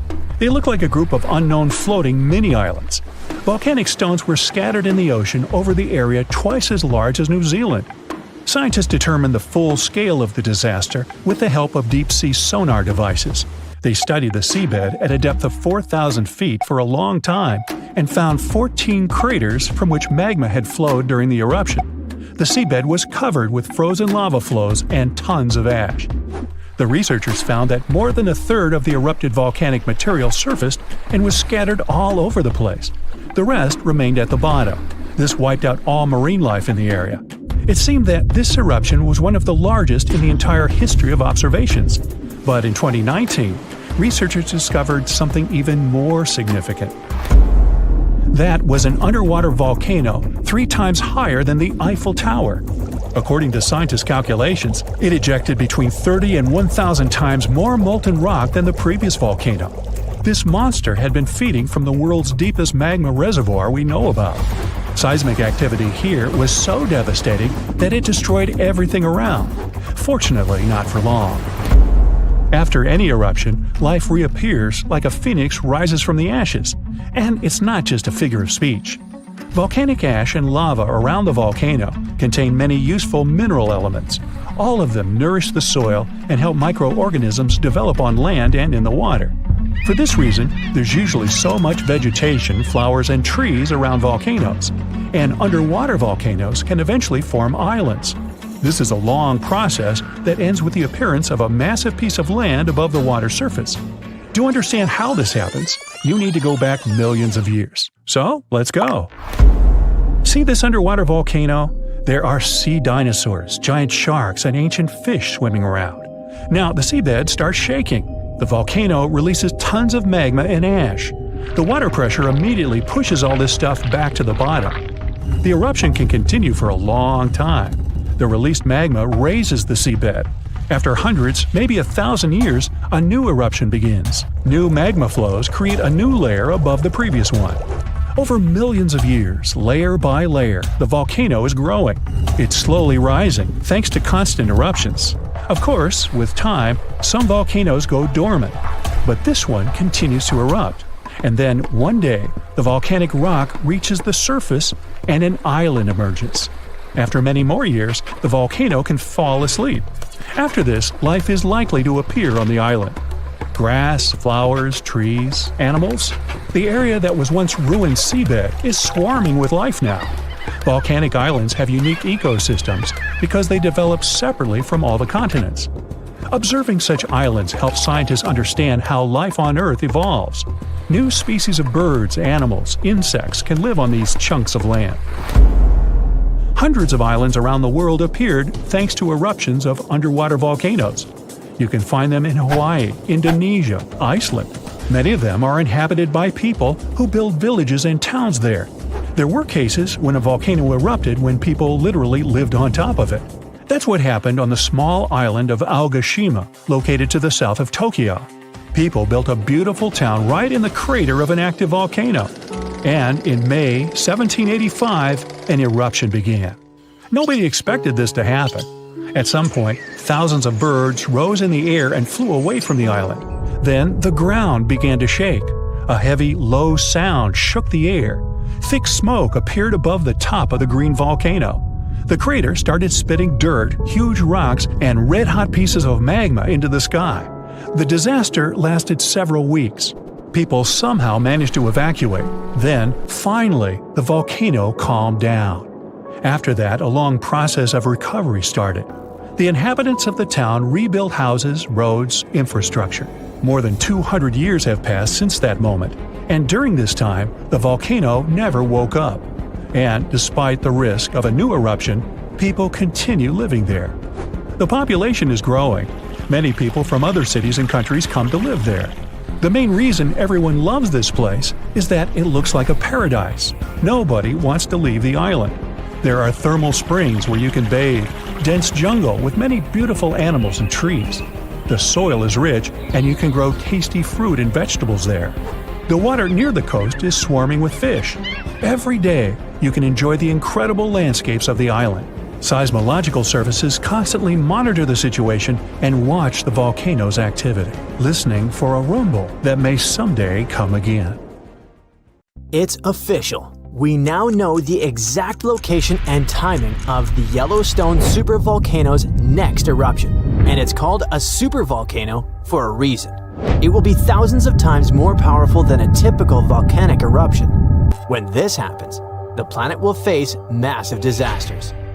Earthquakes, tons of magma flows, ashen clouds that will block out the sun. The sky will be gray for a long time. We will have a shortage of food because of the lack of sunlight. Planes won't be able to fly. Some species of animals and trees may disappear.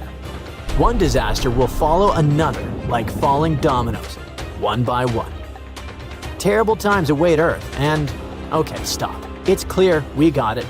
But when will all this happen? Don't worry, you won't be left without an answer. When ordinary volcanoes erupt, it's always a disaster, but only for those places that are located near the epicenter. Multiply the damage from an ordinary volcano by thousands and you'll get a supervolcano eruption. Yellowstone is one of the largest volcanic systems in the world. It's erupted 3 times in the last 2.1 million years. The last time was 640,000 years ago. The ash covered an area comparable to about half of the United States. Fortunately, there were no people there, but nature got hurt.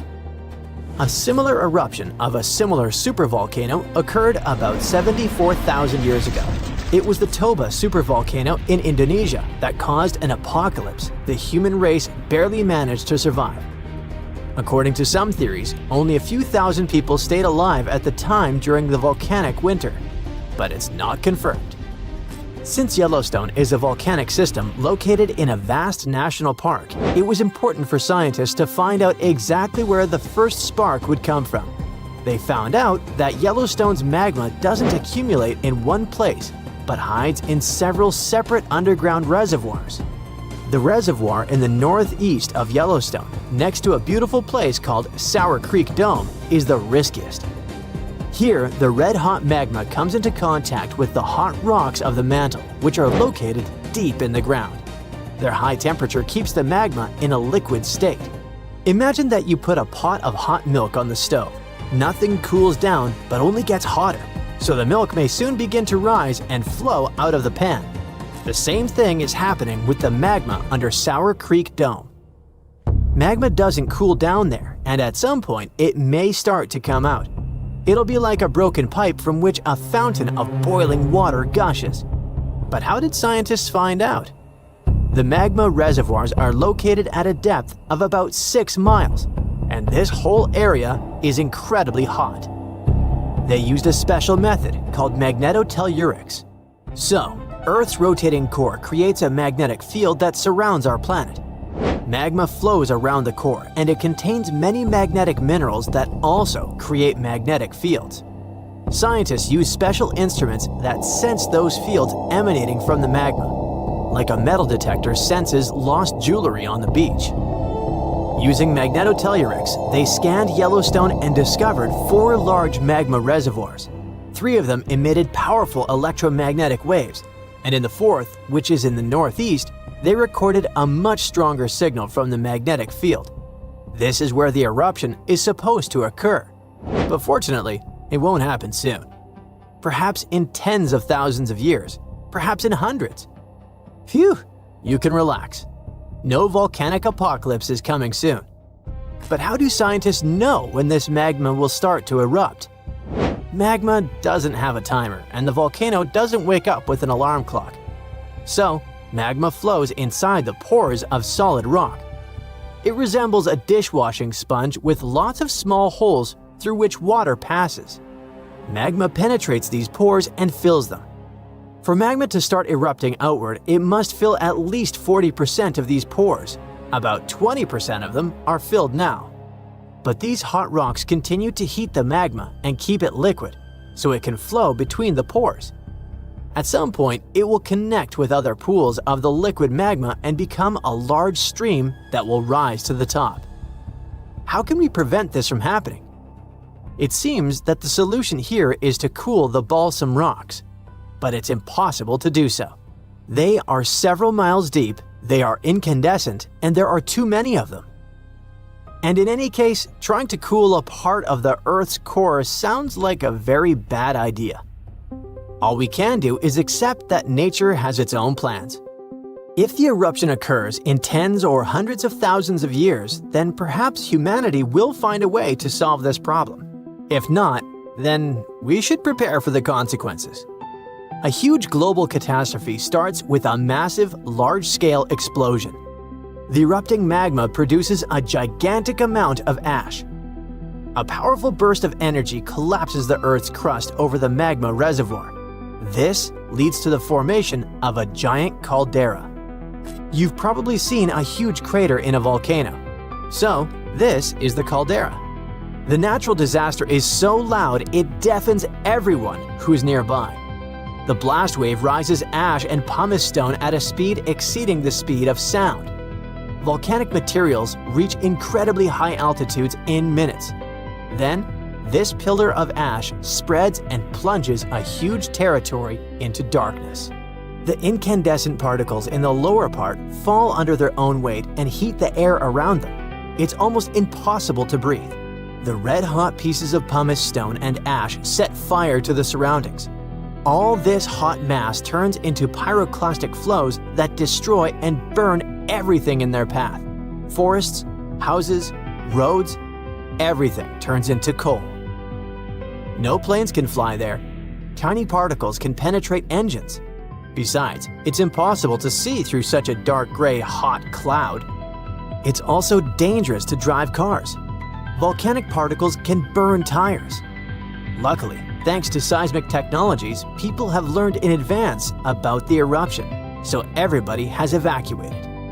The column of ash that has reached the edge of space continues to expand in different directions. The wind helps the volcanic dust expand.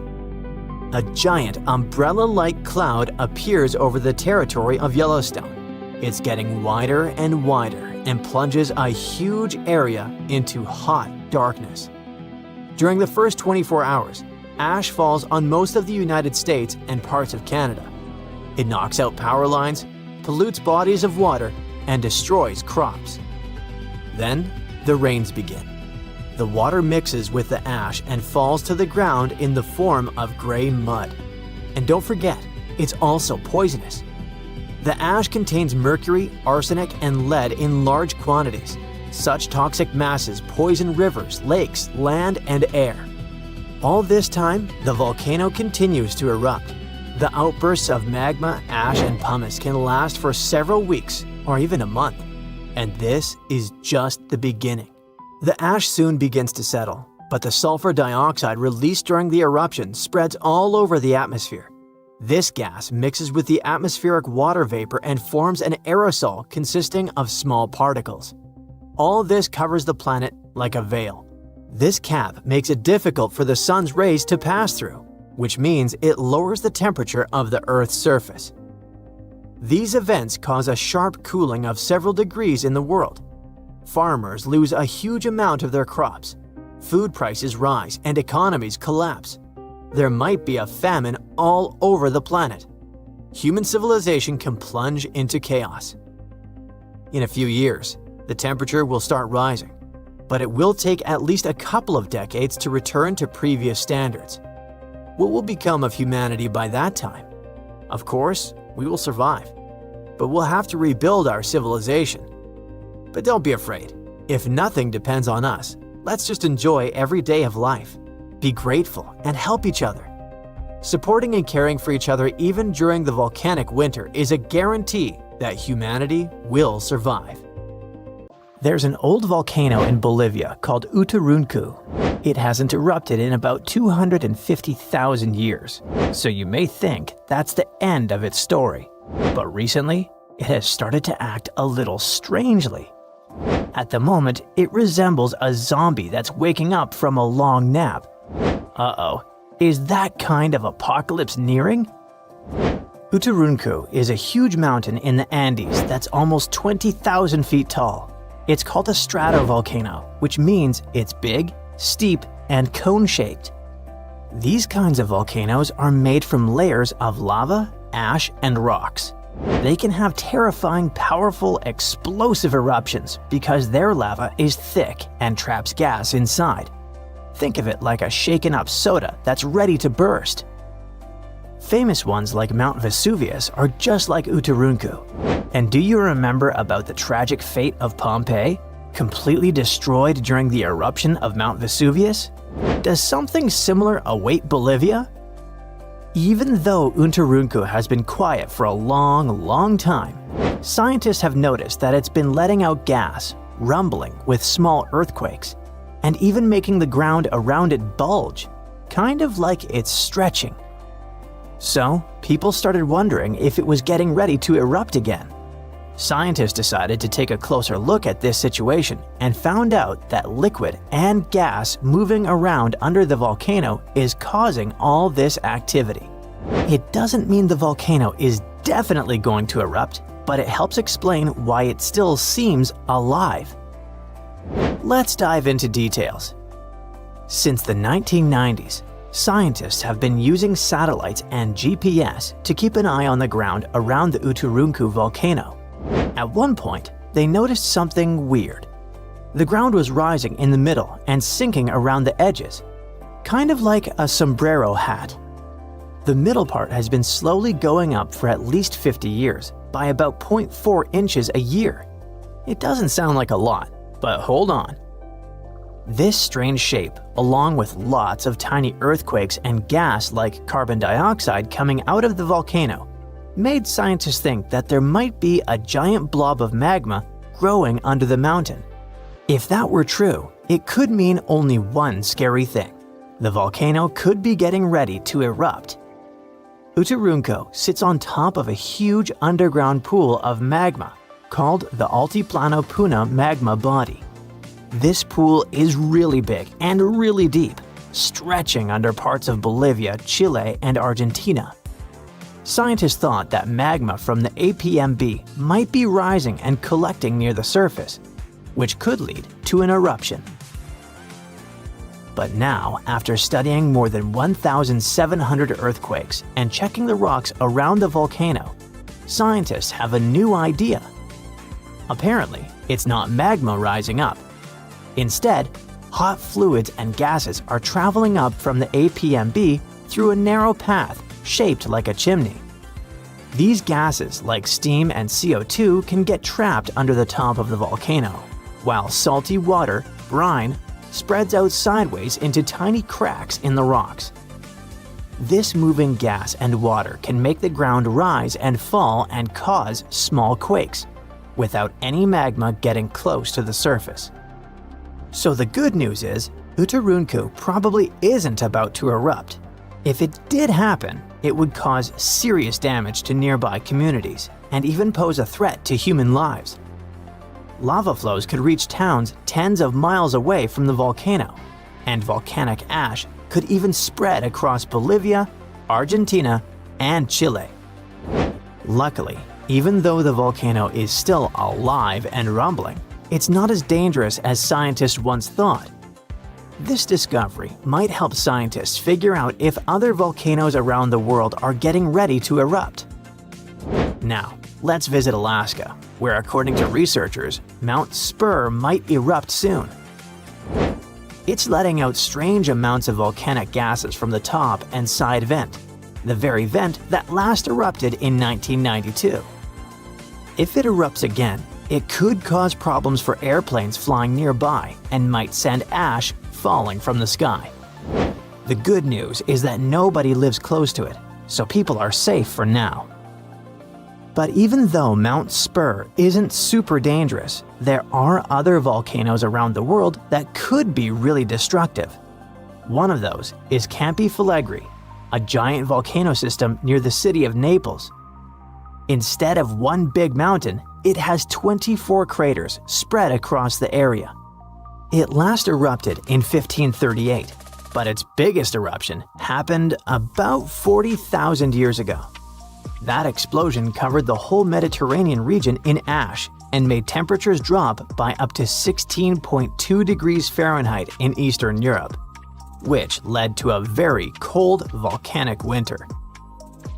If Campi Flegrei erupted again today, it could be very dangerous.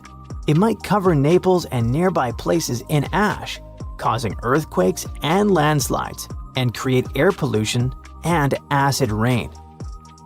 Scientists are keeping an eye on it, especially after a 4.4 magnitude earthquake shook the area in March 2025. But the good news is, there's no sign that magma is rising to the surface right now, which means an eruption isn't expected soon. Still, since Italy has a lot of volcanic activity, experts continue to watch it carefully. Mount Vesuvius is also in Italy and is one of the most famous volcanoes in the world. It's known for its huge eruption in 79 CE that buried the Roman cities of Pompeii and Herculaneum. The last time the volcano erupted was in 1944. Today, Vesuvius is even more dangerous because over 3 million people live near it. Around 700,000 people are living illegally right on its slopes, which puts them even more at risk.